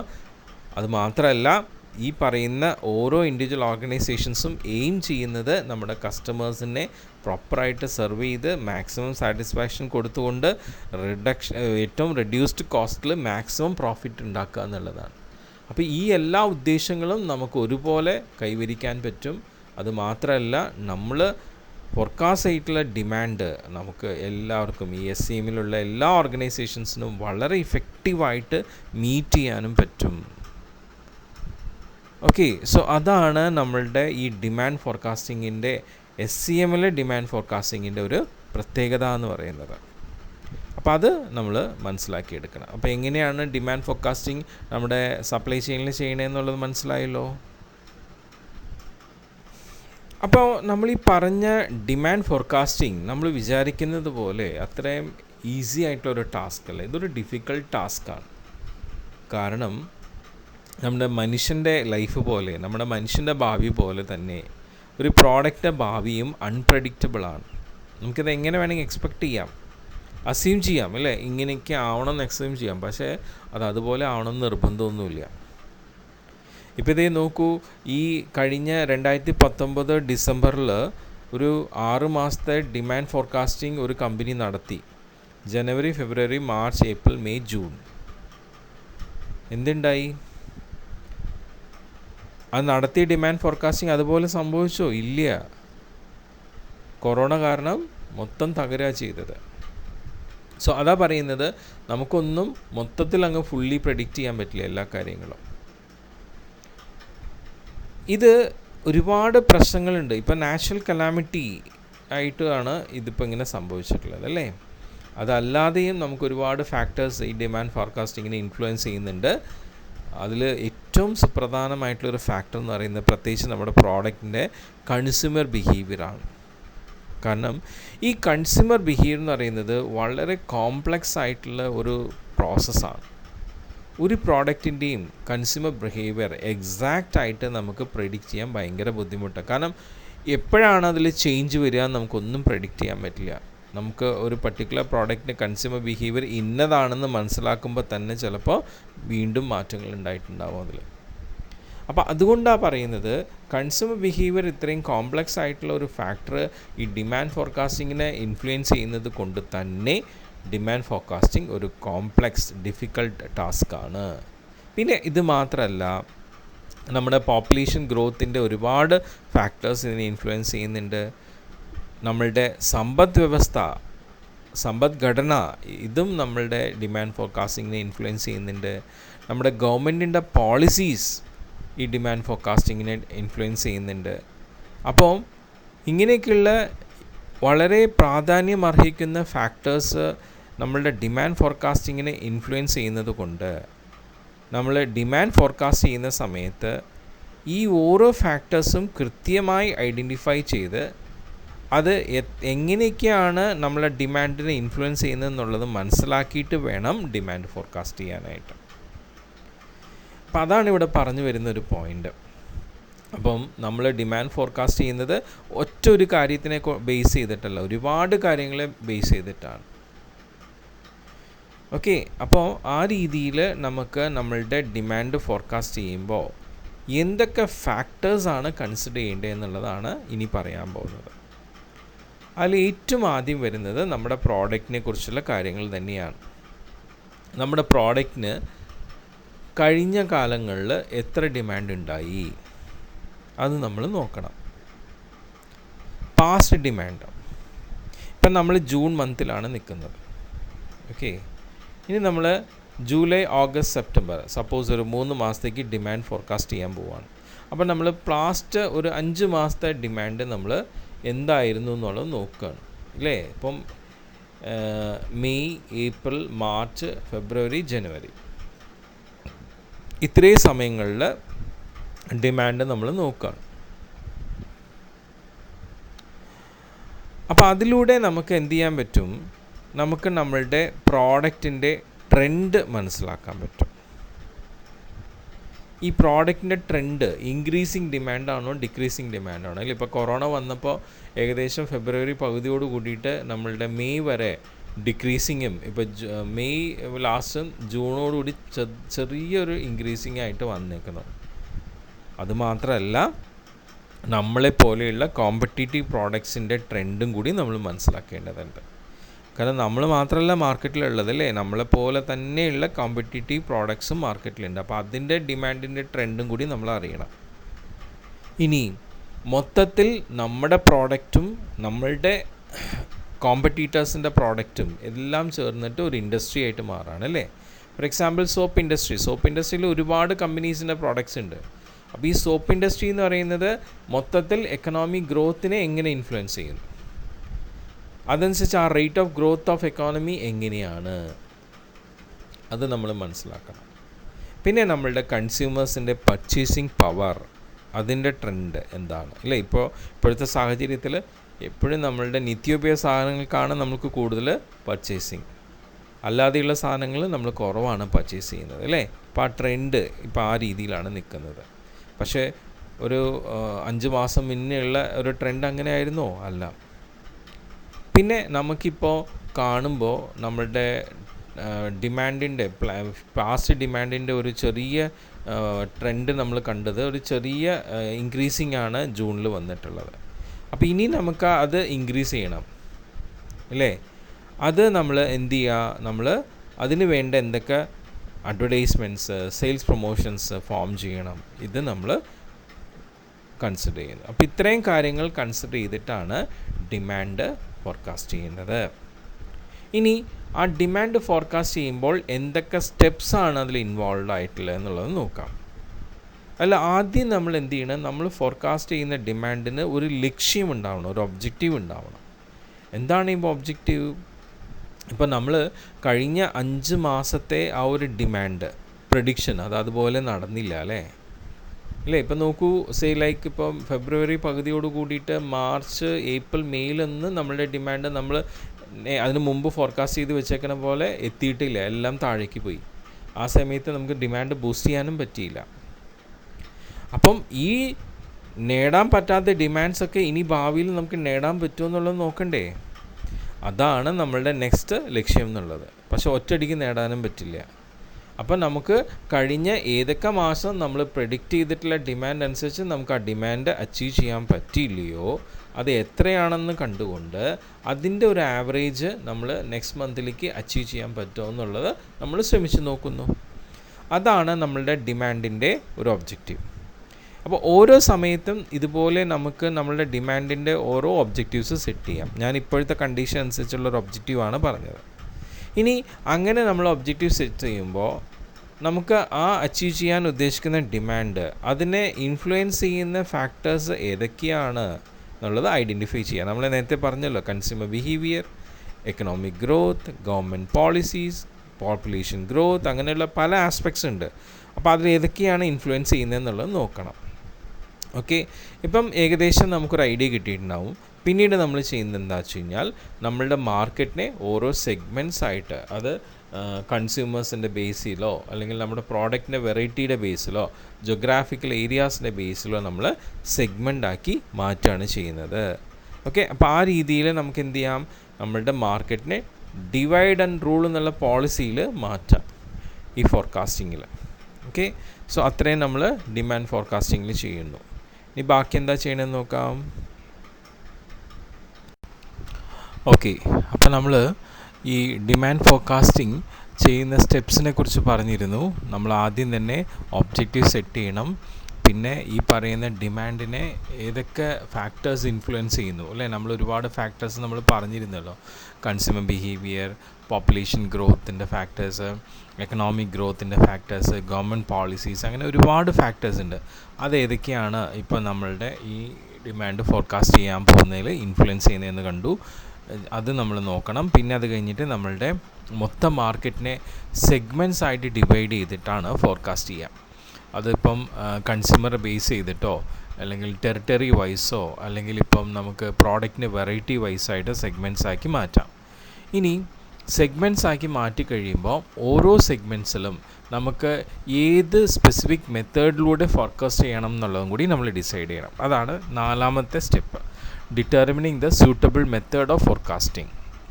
അതായത് നമുക്ക് ഒരുപാട് മെത്തേഡ്സ് ഉണ്ട്. ഇപ്പോൾ നിങ്ങൾ എക്കണോമിക്സിൽ പഠിച്ചിട്ടുണ്ടാവും demand forecasting methods, trend method, extrapolation method, പിന്നെ അതുപോലെ തന്നെ നമ്മൾ ഡെൽഫി മെത്തേഡ് അല്ലേ, എക്സ്പേർട്സിൻ്റെ ഒപ്പീനിയൻസ് എടുത്തിട്ട് ഫോം ചെയ്യുന്നതാണ് ഡെൽഫി മെത്തേഡ്സ്. അപ്പോൾ അങ്ങനെയൊക്കെയുള്ള ഒരുപാട് മെത്തേഡ്സ് ഉണ്ട്. ആ മെത്തേഡ്സിൽ ഏത് മെത്തേഡാണ് നമുക്ക് ഓരോ നമ്മൾ തിരിച്ചിട്ടുള്ള സെഗ്മെൻറ്റിൽ ഉചിതമായിട്ടുള്ളത് അത് ഡിറ്റർമിൻ ചെയ്യാം. എന്നിട്ട് നമ്മൾ എന്ത് ചെയ്യും? ഓരോ സെഗ്മെൻറ്റിലേക്കുമുള്ള ഫോർകാസ്റ്റ് പ്രിപ്പയർ ചെയ്യാം. അങ്ങനെ നമ്മൾ ഓരോ സെഗ്മെൻറ്റിലേക്കുള്ള ഫോർകാസ്റ്റ് പ്രിപ്പയർ ചെയ്ത് കഴിയുമ്പോഴേക്കും നമുക്ക് എല്ലാ സെഗ്മെൻറ്റിൻ്റെ ഫോർകാസ്റ്റും കിട്ടും. പിന്നെ ആ എല്ലാ ഫോർകാസ്റ്റും ഓരോ സെഗ്മെൻറ്റിൻ്റെ ഫോർകാസ്റ്റും നമ്മൾ കൺസോളിഡേറ്റ് ചെയ്യും. എന്നിട്ട് ഓവറോൾ ഫോർകാസ്റ്റായിട്ട് എടുക്കും. ഇതാണ് നമ്മൾ സപ്ലൈ ചെയിൻ മാനേജ്മെൻറ്റിൽ നമ്മളുടെ 3ാമത്തെ ഡിമാൻഡ് മാനേജ്മെൻറ്റിൽ ഡിമാൻഡ് ഫോർകാസ്റ്റ് ചെയ്യുന്ന രീതി. അത് സാധാരണ നമ്മൾ മാർക്കറ്റിൽ ചെയ്യുന്നതിലും കുറച്ച് വ്യത്യാസമുണ്ടെന്ന് നമ്മൾ പറഞ്ഞല്ലോ. ഓക്കെ, അപ്പോൾ അതാണ് ഡിമാൻഡ് മാനേജ്മെൻറ്റ്. അപ്പോൾ നമ്മളിതുവരെ നമ്മളുടെ സപ്ലൈ ചെയിൻ മാനേജ്മെൻറ്റിൽ 3 കീ പ്രോസസ്സ് കണ്ടു: customer relationship management, customer service management and demand management. എല്ലാം കസ്റ്റമർ റിലേറ്റഡ് ആണ്. ഇനി 4ാമത് നമ്മൾ കാണാൻ പോകുന്നതും കസ്റ്റമർ റിലേറ്റഡ് ആയിട്ടുള്ള പ്രോസസ്സ് തന്നെയാണ്: കസ്റ്റമർ ഓർഡർ ഫുൾഫിൽമെൻറ്റ്. ഇപ്പം നമ്മളുടെ സപ്ലൈ ചെയിനിലെ എല്ലാ ഇൻഡിവിജ്വൽ ഓർഗനൈസേഷൻസും മെയിനായിട്ടും ഉദ്ദേശിക്കുന്നത്, അവരുടെയൊക്കെ ഗോൾ എന്ന് പറയുന്നത് അൾട്ടിമേറ്റ്ലി നമുക്കുണ്ടാവുന്ന കസ്റ്റമേഴ്സിൻ്റെ ഓർഡർ കൃത്യമായി ഫുൾഫിൽ ചെയ്യാം. ഇപ്പോൾ CRMലൂടെ നമ്മൾ എങ്ങനെ നല്ല റിലേഷൻഷിപ്പ് ഉണ്ടാക്കണം എന്നുള്ളത് മനസ്സിലാക്കി, CSMൽ എങ്ങനെ നല്ല ക്വാളിറ്റി സർവീസ് പ്രൊവൈഡ് ചെയ്യാം എന്നുള്ള കാര്യങ്ങൾ നോക്കി, ആൻഡ് ഡിമാൻഡ് മാനേജ്മെൻറ്റിൽ എങ്ങനെ ഡിമാൻഡ് നമുക്ക് ഫോർകാസ്റ്റ് ചെയ്ത് ബാലൻസ് ചെയ്യാം എന്നുള്ളത് നോക്കി. ഇനി നമുക്ക് കസ്റ്റമറുടെ ഓർഡർ കിട്ടിക്കഴിയുമ്പോൾ ഇവിടെ കസ്റ്റമർ ജനറേഷനാണ് ഉണ്ടാവുന്നത്. അപ്പോൾ കസ്റ്റമർ ഓരോരുത്തരും വന്ന് നമുക്ക് ഓർഡർ തരുമ്പോൾ അതെങ്ങനെ കൃത്യമായി ഫുൾഫിൽ ചെയ്യുന്നു, അതിൽ എന്തൊക്കെ കാര്യങ്ങളാണ് ശ്രദ്ധിക്കേണ്ടത്. അപ്പോൾ ഈ കസ്റ്റമറിൻ്റെ ഓർഡർ ഫുൾഫിൽമെൻറ്റ് എന്ന് പറയുന്നത് എത്ര സ്പീഡി ആയിട്ടാണ് ചെയ്യുന്നത്. ദാറ്റ് മീൻസ് ആ ഓർഡറിങ് ടൈമും ഡെലിവറി ടൈമും തമ്മിൽ എത്ര ഷോർട്ടാക്കാൻ പറ്റും അത്ര ഷോർട്ടാക്കാം. അതാണ് ഓർഡറിൻ്റെ സ്പീഡ് എന്ന് പറയുന്നത്. അങ്ങനെ അത് സ്പീഡി ആയിട്ട് ഓർഡർ ഫുൾഫിൽ ചെയ്യുമ്പോൾ അത് നമ്മളുടെ SCMൻ്റെ സക്സസ് ആണ്. കാരണം അതിലൂടെയാണ് നമുക്ക് കസ്റ്റമറിൻ്റെ സാറ്റിസ്ഫാക്ഷൻ ഇവിടെ കിട്ടുന്നത്. ആ timely delivery of the product with expected value. Okay, അപ്പോൾ അങ്ങനെയുള്ള ആ കസ്റ്റമർ സാറ്റിസ്ഫാക്ഷനാണ് നമ്മളുടെ സപ്ലൈ ചെയിൻ ബിസിനസ്സിൻ്റെ മെയിൻ സക്സസ്. അപ്പോൾ ആ രീതിയിൽ നമ്മൾ കസ്റ്റമേഴ്സിനെ അവരുടെ ഓർഡേഴ്സ് എങ്ങനെ ഫുൾഫിൽ ചെയ്ത് കൊടുക്കുന്നു എന്നുള്ള കാര്യങ്ങളാണ് ഈ 4ാമത്തെ കീ പ്രോസസ്സിൽ പറയുന്നത്. ഓക്കെ, അപ്പോൾ അതിന് മുമ്പായിട്ട് നമുക്കൊരു കാര്യം മനസ്സിലാക്കേണ്ടതുണ്ട്. നമുക്ക് വരുന്ന കസ്റ്റമേഴ്സ് ഏത് രീതിയിലാണെന്ന് നമ്മൾ അറിഞ്ഞിരിക്കണം. നമുക്ക് മെയിനായിട്ടും 2 തരത്തിലുള്ള കസ്റ്റമേഴ്സാണ് ഉണ്ടാവുക. ഒന്ന് ഫൈനൽ കസ്റ്റമേഴ്സ്, 2 ഇൻ്റർമീഡിയറ്റ് കസ്റ്റമേഴ്സ്. നിങ്ങളൊരു കാര്യം മനസ്സിലാക്കണം, നമ്മൾ മാർക്കറ്റിങ്ങിൽ കൺസ്യൂമേഴ്സ് ആരാണെന്നും കസ്റ്റമേഴ്സ് ആരാണെന്നും നമ്മൾ കണ്ടിരുന്നു അല്ലേ. കൺസ്യൂമേഴ്സ് എന്ന് വെച്ചാൽ one who consumes the products, ആ പ്രോഡക്റ്റ് ഉപയോഗിക്കുന്ന ആൾ, end users. Customer means one who buys product for the customers, on behalf of the കൺസ്യൂമേഴ്സിന് വേണ്ടിയിട്ട് പ്രോഡക്റ്റ് വാങ്ങിക്കുന്നവരാണ് കസ്റ്റമർ എന്ന് പറയുന്നത്. ആ കസ്റ്റമർ നമ്മളുടെ പ്രോഡക്റ്റ് ഉപയോഗിക്കുന്നില്ല. ഫോർ എക്സാമ്പിൾ, ഇപ്പോൾ ബേബി ഫുഡ് വാങ്ങിക്കുന്ന പാരൻസ് കസ്റ്റമറാണ്, ബേബിയാണ് കൺസ്യൂമർ. അപ്പോൾ ആ രീതിയിലാണ് നമ്മൾ കസ്റ്റമറും കൺസ്യൂമറും നമ്മൾ ശരിയായിട്ട് മനസ്സിലാക്കിയിട്ടുള്ളത്. പക്ഷേ എങ്കിലും കൊളോക്കിയലായിട്ടുള്ള ലാംഗ്വേജിൽ നമ്മൾ കസ്റ്റമറും കൺസ്യൂമറും സെയിം സെൻസിൽ തന്നെ യൂസ് ചെയ്യാറുണ്ട്. അതുകൊണ്ടാണ് ഇവിടെ ഫൈനൽ കസ്റ്റമേഴ്സ്, എൻഡ് യൂസേഴ്സ് എന്ന് പറയുന്നത്. അപ്പോൾ നിങ്ങൾക്കൊരു കൺഫ്യൂഷൻ വരാൻ സാധ്യതയുണ്ട്. അത് ഇതാണ് എന്നുള്ളത് മനസ്സിലാക്കിയെടുക്കുക. ഇങ്ങനെ ആയതുകൊണ്ടാണ് ഇത് അങ്ങനെ എഴുതിയിരിക്കുന്നത്. അപ്പം ഫൈനൽ കസ്റ്റമേഴ്സും ഉണ്ട്, ഇൻ്റർമീഡിയറ്റ് കസ്റ്റമേഴ്സും ഉണ്ട്. ഈ ഫൈനൽ കസ്റ്റമേഴ്സ് എന്ന് പറഞ്ഞാൽ എൻഡ് യൂസേഴ്സ്, അവർ പ്രോഡക്റ്റ് യൂസ് ചെയ്യുന്നവരാണ്. അത് ഇൻഡിവിജ്വൽ കസ്റ്റമേഴ്സ് ഉണ്ട്, ഓർഗനൈസേഷൻ ആയിട്ടുള്ള കസ്റ്റമറുണ്ട്. ഇൻഡിവിജ്വൽ കസ്റ്റമർ എന്ന് വെച്ചാൽ നമ്മുടെ പ്രോഡക്റ്റ് അയാളുടെ പേഴ്സണൽ നീഡ് സാറ്റിസ്ഫൈ ചെയ്യിക്കാൻ വേണ്ടിയിട്ട് വാങ്ങിക്കുന്നവരാണ് ഇൻഡിവിജ്വൽ കസ്റ്റമേഴ്സ്. അപ്പോൾ നമ്മുടെ പ്രോഡക്റ്റ് വാങ്ങിച്ചിട്ട് അവരുടെ പേഴ്സണൽ ആയിട്ടുള്ള നീഡ്സ് സാറ്റിസ്ഫൈ ചെയ്യിക്കുന്നു. വേറെ ഓർഗനൈസേഷൻ എന്ന് പറയുമ്പോൾ ആ ഓർഗനൈസേഷൻ കസ്റ്റമർ പ്രോഡക്റ്റ് വാങ്ങിച്ച് അവരുടെ ഓർഗനൈസേഷൻ്റെ ആവശ്യങ്ങൾക്ക് വേണ്ടി ഉപയോഗിക്കുകയാണ്. അപ്പോൾ ദാറ്റ് മീൻസ് ആ ഓർഗനൈസേഷനിലുള്ള എംപ്ലോയീസാണ് ആ പ്രോഡക്റ്റ് ഉപയോഗിക്കുന്നത്. അപ്പോൾ അതാണ് ഫൈനൽ കസ്റ്റമേഴ്സിലെ ഇൻഡിവിജ്വൽ കസ്റ്റമേഴ്സും ഓർഗനൈസേഷൻ കസ്റ്റമേഴ്സും തമ്മിലുള്ള വ്യത്യാസം. For example, car. ഇപ്പോൾ ഒരു കസ്റ്റമർ കാറ് മേടിക്കുകയാണ്. അപ്പോൾ അയാളുടെ പേഴ്സണലായിട്ടുള്ള ട്രാവലിംഗ് നീഡ്സിന് വേണ്ടിയിട്ട് ആ കാർ യൂസ് ചെയ്യുന്നു. വെറാസ് ഒരു ഓർഗനൈസേഷൻ, ഒരു കമ്പനി ഒരു കാർ മേടിക്കുകയാണെങ്കിൽ സ്വാഭാവികമായിട്ട് ആ കമ്പനിയുടെ എംപ്ലോയീസ് ആയിരിക്കും ആ കാറ് കമ്പനിയുടെ ആവശ്യങ്ങൾക്ക് വേണ്ടിയിട്ട് യൂസ് ചെയ്യുന്നത്. ഓക്കെ, അപ്പോൾ അതാണ് ഫൈനൽ കസ്റ്റമേഴ്സ്. പിന്നെ വരുന്നത് ഇൻ്റർമീഡിയറ്റ് കസ്റ്റമേഴ്സാണ്. ഇൻ്റർമീഡിയറ്റ് കസ്റ്റമേഴ്സ് എന്ന് വെച്ചാൽ നമ്മുടെ സപ്ലൈ ചെയിനിൽ തന്നെ ഉള്ള ഒരുപാട് ഇൻഡിവിജ്വൽ ഓർഗനൈസേഷൻസ് തന്നെയാണ് ഇതിൽ ഇൻ്റർമീഡിയറ്റ് കസ്റ്റമേഴ്സായിട്ട് വരുന്നത്. നമ്മുടെ ഹോൾസെയിലേഴ്സ്, റീറ്റെയിലേഴ്സ് ഒക്കെയാണ് അതിൽ വരുന്ന കസ്റ്റമേഴ്സ്. അവർ എൻഡ് യൂസേഴ്സ് ആയിട്ടുള്ള കസ്റ്റമേഴ്സിന് വേണ്ടി നമ്മളുടെ മാനുഫാക്ചറിൽ നിന്നും പ്രോഡക്ട്സ് വാങ്ങിക്കുന്നു, എന്നിട്ട് അത് റീസെയിൽ ചെയ്യുകയാണ് അവർ, അല്ലേ? സോ അവരെയാണ് നമ്മൾ ഇൻ്റർമീഡിയറ്റ് കസ്റ്റമേഴ്സ് എന്ന് പറയുന്നത്. ഓക്കെ, സോ നമ്മളുടെ കസ്റ്റമർ ഓർഡർ ഫുൾഫിൽമെൻറ്റിൽ 2 രീതിയിലുള്ള കസ്റ്റമേഴ്സാണ് വരുന്നത്. ഒന്ന് ഫൈനൽ കസ്റ്റമേഴ്സും പിന്നെ ആരാണ്, ഇൻ്റർമീഡിയറ്റ് കസ്റ്റമേഴ്സും. അപ്പോൾ ഇവരെ നമ്മൾ 2 പേരെയും എങ്ങനെയൊക്കെയാണ് ഡീൽ ചെയ്യേണ്ടത് അത് നമുക്ക് ഈ ഒരു കസ്റ്റമർ ഓർഡർ ഫുൾഫിൽമെൻറ്റിൽ വ്യക്തമായിട്ട് പറയുന്നുണ്ട്. ഓക്കെ, നമ്മൾ കസ്റ്റമർ ഓർഡർ ഫുൾഫിൽമെൻറ്റിൻ്റെ കാര്യം പറയുമ്പോൾ അതിൽ നമുക്ക് നമ്മുടെ മോഡേൺ മാർക്കറ്റിംഗ് കൺസെപ്റ്റിൻ്റെ ഒരു കാര്യം കൂടി മനസ്സിലാക്കേണ്ടത് വളരെ അത്യാവശ്യമാണ്. എന്തെന്ന് വെച്ച് കഴിഞ്ഞാൽ നമ്മളുടെ മോഡേൺ മാർക്കറ്റിംഗ് കൺസെപ്റ്റ് പറയുന്നൊരു കാര്യം എന്ന് വെച്ച് കഴിഞ്ഞാൽ, according to modern marketing concept, the marketing starts with customers and ends with customers. All marketing activities are directed towards the satisfying of customers. ഇതാണ് നമ്മളുടെ മോഡേൺ മാർക്കറ്റിംഗ് കൺസെപ്റ്റ് പറയുന്നത്. That means the customers R treated as the king. ആദ്യം നമ്മൾ target കസ്റ്റമേഴ്സിനെ കണ്ടെത്തുക, അത് കഴിഞ്ഞിട്ടാണ് നമ്മളെല്ലാ മാർക്കറ്റിംഗ് ആക്ടിവിറ്റീസും അവർക്ക് വേണ്ടിയിട്ടായിട്ട് ഫോം ചെയ്യുന്നത്. അതാണ് നമ്മളുടെ മോഡേൺ മാർക്കറ്റിംഗ് കൺസെപ്റ്റ്. ഇതിൻ്റെ ഒരു നമ്മളൊരു ഇമേജ്, കൺസെപ്റ്റിനൊരു ഇമേജ് ഫോം ചെയ്യുകയാണെങ്കിൽ നമ്മൾ ആദ്യം ഒരു സർക്കിൾ വരച്ചു, അതിൽ നമ്മൾ ടാർഗറ്റ് കസ്റ്റമേഴ്സിന് എഴുതി, ആ സർക്കിളിന് പുറകെ ആ സർക്കിളിന് പുറത്ത് വീണ്ടും വലിയൊരു സർക്കിൾ വരച്ചു. അപ്പോൾ ഇപ്പോൾ ടാർഗറ്റ് കസ്റ്റമേഴ്സ് വലിയ സർക്കിളിന് നടുക്കാണ്. അപ്പോൾ കോർ, ഒരു മോഡേൺ മാർക്കറ്റിംഗ് കൺസെപ്റ്റ് അനുസരിച്ച് കോർ, ആ മാർക്കറ്റിങ്ങിൻ്റെ കോർ എന്ന് വെച്ചാൽ ടാർഗറ്റ് കസ്റ്റമേഴ്സാണ്. അപ്പോൾ ഈ ടാർഗറ്റ് കസ്റ്റമേഴ്സിനെ കണ്ടിട്ടാണ് നമ്മൾ ബാക്കിയുള്ള എല്ലാ മാർക്കറ്റിംഗ് ആക്ടിവിറ്റീസും, നമ്മുടെ ബിസിനസ്സിൻ്റെ എല്ലാ ആക്ടിവിറ്റീസും പ്ലാൻ ചെയ്യുന്നത്. നമ്മുടെ പ്രൊമോഷൻസ്, നമ്മുടെ production function, financial function, HR function, അല്ലേ, ഇതെല്ലാം നമ്മൾ പ്ലാൻ ചെയ്യുന്നത് ഈ ടാർഗറ്റ് കസ്റ്റമേഴ്സിനനുസരിച്ചാണ്. അതാണ് നമ്മളുടെ മോഡേൺ മാർക്കറ്റിംഗ് കൺസെപ്റ്റ്. അപ്പോൾ ഇതേ മോഡേൺ മാർക്കറ്റിംഗ് കൺസെപ്റ്റ് തന്നെയാണ് നമ്മളുടെ സപ്ലൈ ചെയിൻ മാനേജ്മെൻറ്റും ഫോളോ ചെയ്യുന്നത്.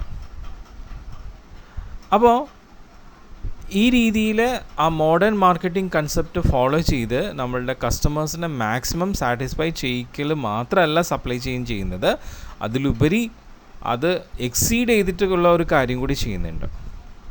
അതെന്താ ചെയ്യണമെന്ന് വെച്ച് കഴിഞ്ഞാൽ, നമ്മൾ മാക്സിമം സാറ്റിസ്ഫൈ ചെയ്യിച്ചിട്ട് ആ സാറ്റിസ്ഫൈ ചെയ്ത കസ്റ്റമേഴ്സിനെ നമ്മൾ എന്നേക്കുമായിട്ട് റീറ്റെയിൻ ചെയ്യാൻ കൂടി നമ്മളുടെ സപ്ലൈ ചെയിൻ ശ്രമിക്കുന്നുണ്ട്, അതിനുള്ള കാര്യങ്ങൾ ചെയ്യുന്നുണ്ട്. അങ്ങനെ നമ്മളുടെ കസ്റ്റമേഴ്സിനെ നമ്മളുടെ ബിസിനസ്സിൻ്റെ ഒരു അസറ്റായിട്ട് മാറ്റുകയാണ് SCM ചെയ്യുന്നത്. ഒരു ലോങ് ടേം റിലേഷൻഷിപ്പ് ഇതിന് വേണ്ടിയിട്ട് SCM ഫോം ചെയ്യുന്നുണ്ട്. ഓക്കെ, സോ ആ രീതിയിൽ നമുക്ക് നോക്കുകയാണെങ്കിൽ നമ്മളുടെ ഈ സപ്ലൈ ചെയിൻ നമ്മുടെ മോഡേൺ മാർക്കറ്റിംഗ് കൺസെപ്റ്റിന് ഒരു അഡീഷണൽ ആയിട്ടുള്ള ഒരു പുതിയ മാർക്കറ്റിംഗ് സ്ട്രാറ്റജി കൂടി പ്രൊവൈഡ് ചെയ്യുന്നുണ്ട്. That is what is called relationship management. അപ്പോൾ modern marketing concept SCM follow ചെയ്യുകയും അതിനൊപ്പം തന്നെ ഒരു പുതിയ മാർക്കറ്റിംഗ് സ്ട്രാറ്റജി മോഡേൺ മാർക്കറ്റിംഗ് കൺസെപ്റ്റിന് കോൺട്രിബ്യൂട്ട് ചെയ്യുകയാണ് സപ്ലൈ ചെയിൻ മാനേജ്മെൻറ്റ്. ആ കൺസെപ്റ്റാണ് എന്ത്, ആ മാർക്കറ്റിംഗ് സ്ട്രാറ്റജിയാണ് എന്ത്, ദാറ്റ് ഈസ് റിലേഷൻഷിപ്പ് മാർക്കറ്റിംഗ്. അപ്പോൾ എന്താണ് relationship marketing? Retaining the customers forever by creating long term relationship with them. മനസ്സിലായോ? അപ്പോൾ സപ്ലൈ ചെയിൻ മാനേജ്മെൻറ്റ് നമ്മളിതിവിടെ പറയാൻ കാരണം എന്താ വെച്ച് കഴിഞ്ഞാൽ, നമ്മളുടെ കസ്റ്റമർ ഓർഡർ ഫുൾഫിൽമെൻറ്റിൻ്റെ അവിടെയാണ് ശരിക്കും നമ്മുടെ സപ്ലൈ ചെയിൻ മാനേജ്മെൻറ്റ് ശരിക്കും ആക്റ്റീവ് ആവുന്നത്. അപ്പോൾ ഓർഡർ ഫുൾഫിൽമെൻറ്റ് ഒപ്പം തന്നെ എന്ത് ചെയ്യുന്നുണ്ട്, റിലേഷൻഷിപ്പ് ഫോം ചെയ്യാനുള്ള എല്ലാ കാര്യങ്ങളും സ്റ്റാർട്ട് ചെയ്യുകയാണ്. ലോങ് ടേം റിലേഷൻഷിപ്പിലൂടെ നമ്മുടെ കസ്റ്റമേഴ്സിനെ എന്നേക്കുമായിട്ട് നമ്മൾ റീറ്റെയിൻ ചെയ്യാനുള്ള കാര്യങ്ങളെല്ലാം ഇവിടെ ചെയ്യാണ്. അപ്പോൾ ആ റിലേഷൻഷിപ്പ് മാർക്കറ്റിംഗ് ഇവിടെ സ്റ്റാർട്ട് ചെയ്യുകയാണ്. എവിടെ? നമ്മളുടെ കസ്റ്റമർ ഓർഡർ ഫുൾഫിൽമെൻറ്റിൽ. അതുകൊണ്ടാണ് ഈ ഒരു സംഭവം നമ്മളിവിടെ പറഞ്ഞിട്ടുള്ളത്. അപ്പോൾ നമ്മളുടെ മാർക്കറ്റിംഗ് മാനേജർ സാധാരണഗതിയിൽ ആളുടെ പ്രൊമോഷണൽ സ്കീംസ് കൊണ്ട് നമ്മളുടെ കസ്റ്റമേഴ്സിനെ പ്രേരിപ്പിക്കുകയും അങ്ങനെ പ്രേരിപ്പിച്ച് കസ്റ്റമേഴ്സിൻ്റെ അടുത്ത് നമ്മളുടെ പ്രോഡക്റ്റ് പർച്ചേസ് ചെയ്യാനുള്ള പർച്ചേസ് ഡിസിഷൻ എടുപ്പിക്കുകയും അതിൻ്റെ ഫൈനലൈസേഷനായിട്ട് നമ്മുടെ പ്രോഡക്റ്റിന് വേണ്ടിയിട്ടുള്ള റിക്വയർമെൻറ്റിനുള്ള ഓർഡർ പ്ലേസ് ചെയ്യാനുമുള്ള കാര്യങ്ങൾ മാർക്കറ്റിംഗ് മാനേജർ ചെയ്യുന്നു. ഇത്രയാണ് മാർക്കറ്റിംഗ് മാനേജർ ചെയ്യുന്നത്. സോ ആ രീതിയിൽ കസ്റ്റമേഴ്സ് ഓർഡർ പ്ലേസ് ചെയ്ത് കഴിയുമ്പോൾ ആ പ്ലേസ് ചെയ്യുന്ന ഓർഡർ റിസീവ് ചെയ്ത് അത് വേണ്ട രീതിയിൽ ഫുൾഫിൽ ചെയ്യുന്നത് നമ്മുടെ സപ്ലൈ ചെയിൻ മാനേജ്മെൻറ്റാണ്. ഓക്കെ, അപ്പം ആ ഓർഡർ റിസീവ് ചെയ്യുമ്പോൾ അവിടെ നിന്ന് നമ്മളുടെ റിലേഷൻഷിപ്പ് മാർക്കറ്റിംഗ് ആക്ടിവിറ്റീസ് സപ്ലൈ ചെയിൻ്റെ സ്റ്റാർട്ട് ചെയ്യാം. അതെങ്ങനെയാണ് റിലേഷൻഷിപ്പ് മാർക്കറ്റിംഗ് തുടങ്ങുന്നത്? ആ കസ്റ്റമർ നമുക്ക് തന്നിട്ടുള്ള ഓർഡർ കൃത്യമായി മനസ്സിലാക്കി അതിനെ പ്രോപ്പറായി ഫുൾഫിൽ ചെയ്യുക. എങ്ങനെയാണ് ഇത് ഫുൾഫിൽ ചെയ്യുന്നത്? അതാണ് നമ്മൾ അടുത്തതിൽ പറയുന്നത്. നമ്മൾ കസ്റ്റമർ നമ്മളുടെ പ്രോഡക്റ്റിന് വേണ്ടിയിട്ട് ഓർഡർ പ്ലേസ് ചെയ്യുമ്പോൾ ആ ഓർഡറിൽ ഒരുപാട് ടേംസ് സ്പെസിഫൈ ചെയ്തിട്ടുണ്ടാവും. ഓക്കെ, ഈ സ്പെസിഫൈ ചെയ്തിട്ടുള്ള ടേംസ് നമ്മുടെ സപ്ലൈ ചെയിൻ മാനേജ്മെൻറ്റ് റിസീവ് ചെയ്യുകയും ആ ഓരോ ടേംസിനെയും ഫുൾഫിൽ ചെയ്യുകയുമാണ് ചെയ്യുന്നത്. അങ്ങനെയാണ് കസ്റ്റമർ ഓർഡർ ഫുൾഫിൽമെൻറ്റ് വരുന്നത്. അതെങ്ങനെയാണെന്ന് നമുക്ക് പറയാം. ഇപ്പോൾ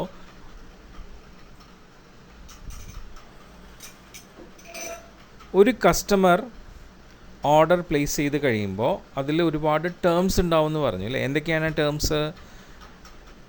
അയാൾക്ക് വേണ്ട പ്രോഡക്റ്റ്, അതിൻ്റെ ക്വാളിറ്റി, അപ്പോൾ ആ പ്രോഡക്റ്റിൻ്റെ സ്പെസിഫിക്കേഷൻ വെച്ചിട്ടാണ് ക്വാളിറ്റി പറയുക. പിന്നെ അതിൻ്റെ ക്വാണ്ടിറ്റി, എത്ര എണ്ണമാണ് പ്രോഡക്റ്റ് വേണ്ടത്, അതിൻ്റെ മൂഡ് ഓഫ് പാക്കിംഗ്, എങ്ങനെയുള്ള പാക്കിംഗ് ആണ് അതിലേക്ക് വേണ്ടത്, അതിൻ്റെ മൂഡ് ഓഫ് ഡെലിവറി, എങ്ങനെയാണ് ഡെലിവറി, ഏത് മൂഡ് ഓഫ് ഡെലിവറിയിലുമാണ് നമ്മളത് ഡെലിവറി ചെയ്യുന്നത്, ടൈം ഓഫ് ഡെലിവറി, എപ്പോഴാണ് ഡെലിവറി ചെയ്യുന്നത്, പ്ലേസ് ഓഫ് ഡെലിവറി, എവിടെയാണ് ഡെലിവറി ചെയ്യുന്നത്, പിന്നെ അൾട്ടിമേറ്റ്ലി പേയ്മെൻറ്റ് ടേംസ്, ആ പ്രോഡക്റ്റിനുള്ള പേയ്മെൻറ്റ് കസ്റ്റമർ എങ്ങനെയാണ് പേ ചെയ്യുന്നത്. ഇങ്ങനെയുള്ള ഒരുപാട് സ്പെസിഫിക് ആയിട്ടുള്ള ടേംസ് ആ ഓർഡറിൽ ഉണ്ടാവും. അപ്പോൾ വൺസ് നമ്മളുടെ സപ്ലൈ ചെയിൻ മാനേജ്മെൻറ്റ് ഈ പറയുന്ന കസ്റ്റമറിൻ്റെ ഓർഡർ റിസീവ് ചെയ്യുമ്പോൾ ഈ സ്പെസിഫിക് ആയിട്ടുള്ള ഓരോ ടേംസും മനസ്സിലാക്കി ആ ഓരോ ടേംസിനെയും എന്ത് ചെയ്യുന്നു, ആ സപ്ലൈ ചെയിനിൻ്റെ ഓർഡർ ഫുൾഫിൽമെൻറ്റ് ചെയ്യാനുള്ള ആക്ടിവിറ്റീസായിട്ട് കൺവേർട്ട് ചെയ്ത് അത് പ്രോസസ്സ് ചെയ്യാം. അതെങ്ങനെയാണ്? ഇപ്പം നമ്മളുടെ കസ്റ്റമറിന് quality and quantity of product specify ചെയ്തിട്ടുണ്ട്. അപ്പോൾ ആ ക്വാളിറ്റി, പ്രോഡക്റ്റിൻ്റെ ഫീച്ചേഴ്സിലാണല്ലോ ക്വാളിറ്റി വരുന്നത്, അത് എൻഷുർ ചെയ്യേണ്ട ആക്ടിവിറ്റി സപ്ലൈ ചെയിൻ മാനേജ്മെൻറ്റിനാണ്.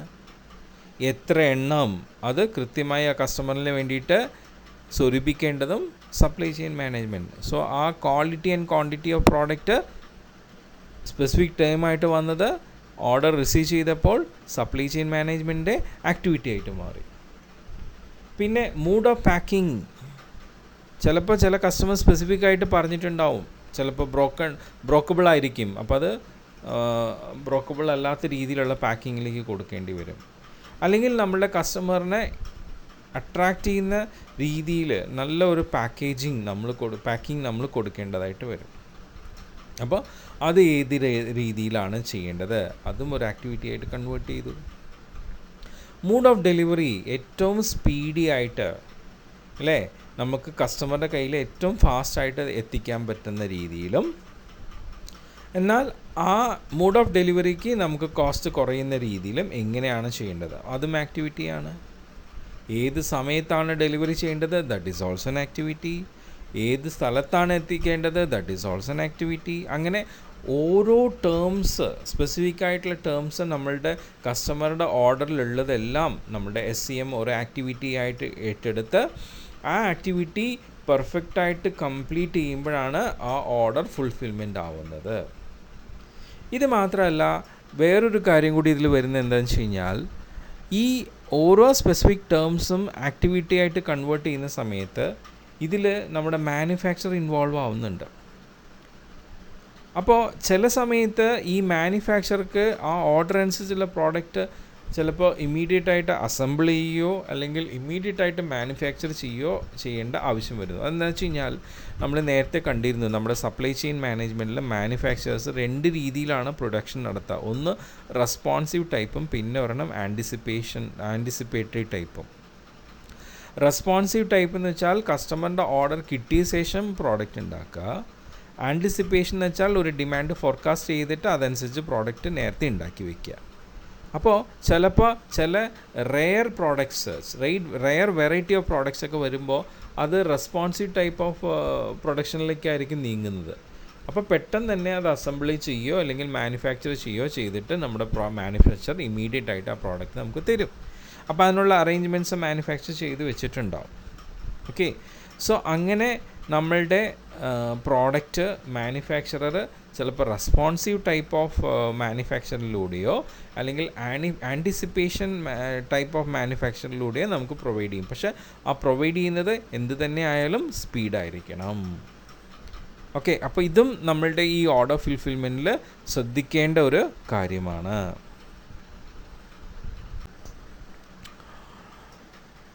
അപ്പോൾ ഞാൻ നേരത്തെ പറഞ്ഞ പോലെ നമ്മൾ ഓർഡർ ഫുൾഫിൽമെൻറ്റിൽ അത് എങ്ങനെയാണ് കൃത്യമായിട്ട് ഫുൾഫിൽ ചെയ്യുന്നതെന്നുള്ള കാര്യം പറഞ്ഞു. കസ്റ്റമേഴ്സ് ഓർഡർ പ്ലേസ് ചെയ്യുമ്പം ഒരുപാട് സ്പെസിഫിക് ടേംസ് ആയിട്ടായിരിക്കും ആ ഓർഡർ ഫോമിൽ കൊടുത്തിട്ടുണ്ടാവുക. അപ്പോൾ അങ്ങനെ സ്പെസിഫിക് ആയിട്ടുള്ള ഓരോ ടേംസും നമ്മളുടെ SCMൻ്റെ ആക്ടിവിറ്റീസായിട്ട് കൺവേർട്ട് ചെയ്തിട്ടാണ് അതിനെ കൃത്യമായി ഫുൾഫിൽ ചെയ്യേണ്ടതെന്ന് പറഞ്ഞു. അതിൽ പ്രത്യേകിച്ചും നമ്മുടെ മാനുഫാക്ചർക്ക് ഒരു പ്രധാനപ്പെട്ട റോളുണ്ട്. അത് എന്താണെന്നും പറഞ്ഞു. ഇപ്പോൾ മാനുഫാക്ചറർ 2 രീതിയിലാണ് പ്രൊഡക്ഷൻ ബാലൻസ് ചെയ്യുന്നത്, പ്രൊഡക്ഷൻ റെഗുലേറ്റ് ചെയ്ത് പോകുന്നത്. ഒന്ന് ഈ പറഞ്ഞ പോലെ റെസ്പോൺസീവ് ടൈപ്പ് ഓഫ് പ്രൊഡക്ഷനും 2 ഈ പറഞ്ഞ പോലെ ആൻറ്റിസിപ്പേറ്ററി ടൈപ്പ് ഓഫ് പ്രൊഡക്ഷൻ. ഇപ്പം സാധാരണ നമ്മുടെ മാനുഫാക്ചറർ ഉദ്ദേശിക്കുന്ന സ്പെസിഫിക്കേഷനിൽ പ്രോഡക്റ്റ് ജനറലായിട്ട് മൂവ് ചെയ്യുന്ന പ്രോഡക്റ്റ് നമുക്ക് ആൻറ്റിസിപ്പേഷൻ ടൈപ്പ് ഓഫ് പ്രൊഡക്ഷനിലൂടെ ഉണ്ടാക്കാം. എപ്പോഴും ആ പ്രോഡക്റ്റിന് ആ രീതിയിലായിരിക്കും ഡിമാൻഡ് ഉണ്ടാവുക. പക്ഷേ ചില പ്രോഡക്റ്റ്സ് കസ്റ്റമൈസ്ഡ് ആയിട്ടുള്ള പ്രോഡക്റ്റ്സ് ഉണ്ടാവും. അപ്പം അങ്ങനെ കസ്റ്റമൈസ്ഡ് ആയിട്ടുള്ള പ്രോഡക്റ്റ് ചില പർട്ടിക്കുലർ ടൈമിൽ മാത്രമാണ് കസ്റ്റമർ ഡിമാൻഡ് ചെയ്യുന്നത്. അങ്ങനെ വരുമ്പോൾ അങ്ങനെയുള്ള പ്രോഡക്ട്സ് മാനുഫാക്ചറർ അഡ്വാൻസ് ആയിട്ട് എന്ത് ചെയ്യുന്നില്ല, ഉണ്ടാക്കി വെക്കുന്നില്ല. അത് ഓർഡർ കിട്ടിയ ശേഷം റെസ്പോൺസ് ടൈപ്പ് ഓഫ് പ്രൊഡക്ഷനിലൂടെ ഒന്നില്ലെങ്കിൽ അസംബിൾ ചെയ്ത് പ്രോഡക്റ്റ് കംപ്ലീറ്റ് ചെയ്യും, അല്ലെങ്കിൽ പുതിയതായിട്ട് ഫുൾ മാനുഫാക്ചർ ചെയ്തിട്ടായിരിക്കും നമുക്ക് തരിക. അപ്പോൾ നമ്മൾ ഓർഡർ കിട്ടിയ ഒരു ഓർഡറിൽ ഇത്തരത്തിൽ കസ്റ്റമൈസ്ഡ് ആയിട്ടുള്ള ഒരു പ്രോഡക്റ്റ് ആണെങ്കിൽ അതിന് സ്വല്പം സമയം എടുക്കാം. ഓക്കെ, അപ്പോൾ പ്രൊഡക്ഷൻ നമ്മൾ ആ ഓർഡർ കിട്ടിയ ശേഷം മാത്രമാണ് തുടങ്ങുക. അപ്പോൾ ഓർഡർ കിട്ടുന്നവരെ നമ്മൾ അതിൻ്റെ പ്രൊഡക്ഷൻ പോസ്റ്റ്പോൺ ചെയ്ത് വെച്ചേക്കാണ്. ഓക്കെ, പിന്നെ അതുമാത്രമല്ല, ഇങ്ങനെ ആ റെസ്പോൺസീവ് ടൈപ്പ് ഓഫ് പ്രൊഡക്ഷൻ നമ്മൾ ചെയ്യുന്ന സമയത്ത് നമ്മൾ ഒരുപാട് കാര്യങ്ങൾ ശ്രദ്ധിക്കേണ്ടതുണ്ട്. നമ്മൾ പറഞ്ഞു റെസ്പോൺസ് ടൈപ്പ് ഓഫ് പ്രൊഡക്ഷനിൽ നമ്മൾ എപ്പോഴും എന്താണ് റെഡി ആയിട്ട് ഇരിക്കണം. ഓർഡർ വന്നോ അപ്പം തന്നെ ആ കസ്റ്റമൈസ്ഡ് പ്രോഡക്റ്റ് എങ്ങനെയാണ് വേണ്ടതെന്നുള്ളത് പെട്ടെന്ന് നമ്മൾ അസംബിൾ ചെയ്യുകയോ അല്ലെങ്കിൽ ഫുള്ളി മാനുഫാക്ചർ ചെയ്യുകയോ ചെയ്തിട്ട് ഉണ്ടാക്കി പെട്ടെന്ന് കസ്റ്റമറിന് കൊടുക്കണം. അപ്പോൾ ആ രീതിയിൽ സഡൻ ആയിട്ടുള്ള പ്രൊഡക്ഷന് വേണ്ടിയിട്ടുള്ള എല്ലാ കമ്പണൻസും നമുക്ക് റെഡിലി അവൈലബിൾ ആയിരിക്കണം. അപ്പോൾ സ്വാഭാവികമായിട്ടും അത് റെഡിലി അവൈലബിൾ ആക്കാനായിട്ട് നമ്മൾ എന്ത് ചെയ്യണം, നമ്മൾ ഇൻവെൻട്രിയിൽ അത് ഉണ്ടാവണം അല്ലേ. പക്ഷേ എഗെയിൻ ആ ഇൻവെൻട്രിയിൽ നമ്മളതൊക്കെ ഇങ്ങനെ കാലാകാലമായിട്ട് ഇങ്ങനെ വെച്ച് സൂക്ഷിച്ചു കഴിഞ്ഞാൽ നമുക്ക് ഇൻവെൻട്രി കോസ്റ്റ് കൂടും. അപ്പോൾ അങ്ങനെ അവിടെ ഇൻവെൻട്രി കോസ്റ്റ് കൂടാതെ അത് റെഡ്യൂസ് ചെയ്യാൻ വേണ്ടിയിട്ട് കമ്പനികൾ ഇതുപോലെയുള്ള റെസ്പോൺസീവ് ടൈപ്പ് ഓഫ് പ്രൊഡക്ഷന് എന്ത് ചെയ്യുന്നു, നമ്മളുടെ സപ്ലയേഴ്സായിട്ട് ഒരു സ്ട്രാറ്റജി ഫോം ചെയ്യാണ്. ജസ്റ്റ് ഇൻ ടൈം ഇൻവെൻട്രി എന്നുള്ളൊരു സ്ട്രാറ്റജി ഫോം ചെയ്യാണ്. അപ്പം റെസ്പോൺസീവ് ടൈപ്പ് ഓഫ് പ്രൊഡക്ഷൻ ആവശ്യമുള്ള സമയത്ത് ഇമ്മീഡിയറ്റ് ആയിട്ട് മാനുഫാക്ചർ എങ്ങനെയാണോ പ്രോഡക്റ്റ് പ്രൊഡ്യൂസ് ചെയ്യുന്നത് അതേപോലെ തന്നെ ഇമ്മീഡിയറ്റ് ആയിട്ട് നമ്മളുടെ ബാക്കിയുള്ള സപ്ലയേഴ്സ് ആ മാനുഫാക്ചറിങ്ങിന് ആവശ്യമായിട്ടുള്ള കമോഡിറ്റീസ് ഇമ്മീഡിയറ്റ് ആയിട്ട് മാനുഫാക്ചർക്ക് കൊണ്ടെത്തിക്കുക. ജസ്റ്റ് ഇൻ ടൈം അത് ഉണ്ടാക്കുന്ന സമയത്ത് അവിടെ കൊണ്ടെത്തിക്കുക. അപ്പോൾ സോ ദാറ്റ് നമുക്ക് ഇൻവെൻട്രി കോസ്റ്റ് കുറയ്ക്കാം. ഓക്കെ, അപ്പോൾ അതിനുള്ള അറേഞ്ച്മെൻറ്റ്സ് നമ്മുടെ റെസ്പോൺസീവ് ടൈപ്പ് ഓഫ് പ്രൊഡക്ഷനിൽ ഫോം ചെയ്ത് വെച്ചിരിക്കണം. അപ്പോൾ അങ്ങനെ നമുക്ക് ആ ഒരു ജസ്റ്റ് ഇൻ ടൈം ഇൻവെൻട്രിക്ക് വേണ്ടിയിട്ട് നമ്മുടെ സപ്ലയറും നമ്മളുടെ ഒപ്പം നിൽക്കാൻ വേണ്ടിയിട്ട് ആ സപ്ലയറായിട്ട് നമ്മൾ നല്ല ക്ലോസ് റിലേഷൻ, വിശ്വസിക്കാവുന്ന ക്ലോസ് റിലേഷൻ നമ്മൾ ഫോം ചെയ്തിരിക്കണം. അത് മാത്രമല്ല, നമുക്ക് സപ്ലയറായിട്ട് റിലേഷൻ മാത്രമല്ല, ആ സപ്ലൈയിൽ നിന്നും ഇമ്മീഡിയറ്റ് ആയിട്ട് നമുക്ക് കമോഡിറ്റീസ് കിട്ടാനുള്ള ആ ഫാസ്റ്റ് മോഡ് ഓഫ് ട്രാൻസ്പോർട്ടേഷനും ആ കമ്പനി ആ ജസ്റ്റ് ഇൻ ടൈം പർച്ചേസിങ്ങിന് റെഡിയാക്കി വെച്ചിരിക്കണം. അപ്പം ഇത് ഇങ്ങനെയുള്ള ആ ഒരു എഫിഷ്യൻ്റ് ആയിട്ടുള്ള മാനുഫാക്ചറിങ് ഫെസിലിറ്റി നമുക്ക് ക്വിക്ക് റെസ്പോൺസ് ആയിട്ട് നമ്മളുടെ ഓർഡേഴ്സ് പ്രോസസ്സ് ചെയ്യാൻ സഹായിക്കുന്നതാണ്. ഏറ്റവും ഫാസ്റ്റസ്റ്റ് ആയിട്ട് റിലയബിൾ ആയിട്ടുള്ള രീതിയിൽ നമ്മളുടെ ചാനൽ ഓഫ് ഡിസ്ട്രിബ്യൂഷനിലൂടെ കസ്റ്റമേഴ്സിന് നമ്മൾ ഓർഡർ ഫുൾഫിൽമെൻറ്റ് ഈ രീതിയിലൊക്കെ ചെയ്യുമ്പോൾ കസ്റ്റമേഴ്സിന് തീർച്ചയായിട്ടും എന്തുണ്ടാവാം, സാറ്റിസ്ഫാക്ഷൻ ഉണ്ടാവാം. ഇനി ചില സമയത്ത് നമ്മൾ ഈ ചാനൽ ഓഫ് ഡിസ്ട്രിബ്യൂട്ടേഴ്സിനെ ഒന്നും ആശ്രയിക്കാതെ തന്നെ നമ്മുടെ മാനുഫാക്ചറർ തന്നെ ചില ഓൾട്ടർനേറ്റീവ്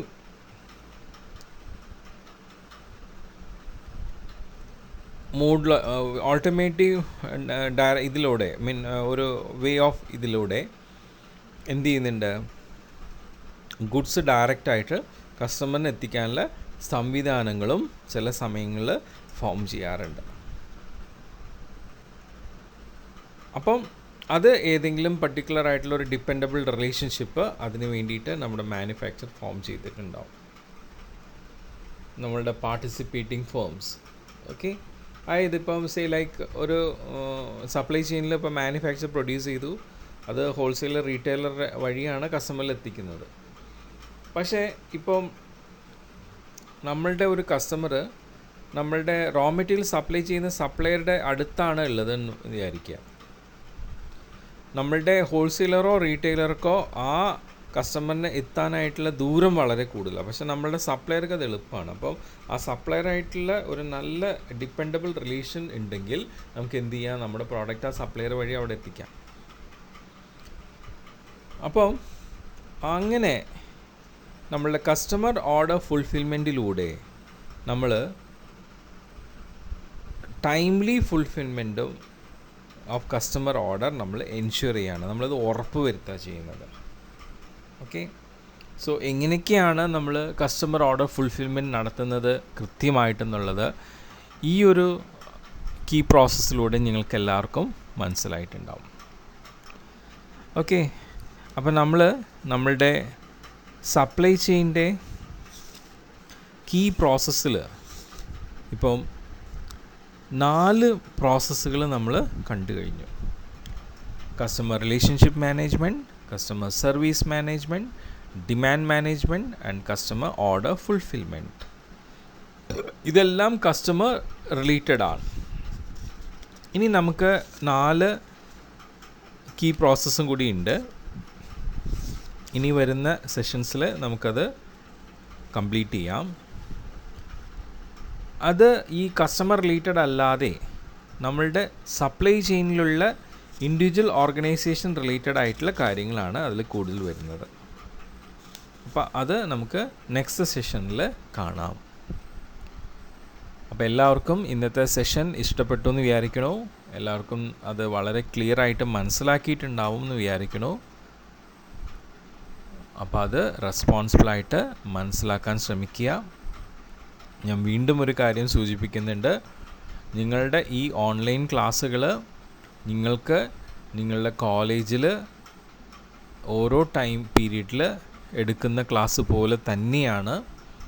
അപ്പം നമ്മൾ ദിവസം ടൈം ടേബിൾ തരുന്നത് ക്ലാസ്സിലുള്ള ടൈം ടേബിൾ പോലെ തന്നെയാണ്. So you are suppose to attend the class at the same time. ആ സമയത്ത് നിങ്ങൾക്ക് വേറെ ഇൻവോൾവ്മെൻറ്റിലേക്ക് പോകേണ്ട അവകാശമില്ല. It is your responsibility to attend the class at the time. when the class is provided to you.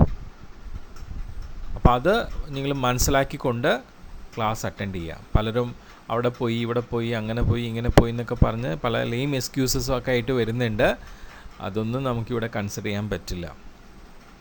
C ഒന്ന് നോക്കൂ, you are making a tendency, you are making a trend to develop new loopholes in such a way that how you can skip the classes. അതാണ് നിങ്ങൾ ചെയ്യുന്നത്. So it is not favour to anyone or even to you. അതുകൊണ്ട് ശ്രദ്ധിക്കുക, ശ്രദ്ധാപൂർവം മുന്നേറുക. Okay, anyways നമുക്കിപ്പോൾ ഈ ഒരു session ഇവിടെ വെച്ച് കംപ്ലീറ്റ് ചെയ്യാം. ഇനി അടുത്ത സെഷനിൽ കാണാം. Till then it's bye and take care.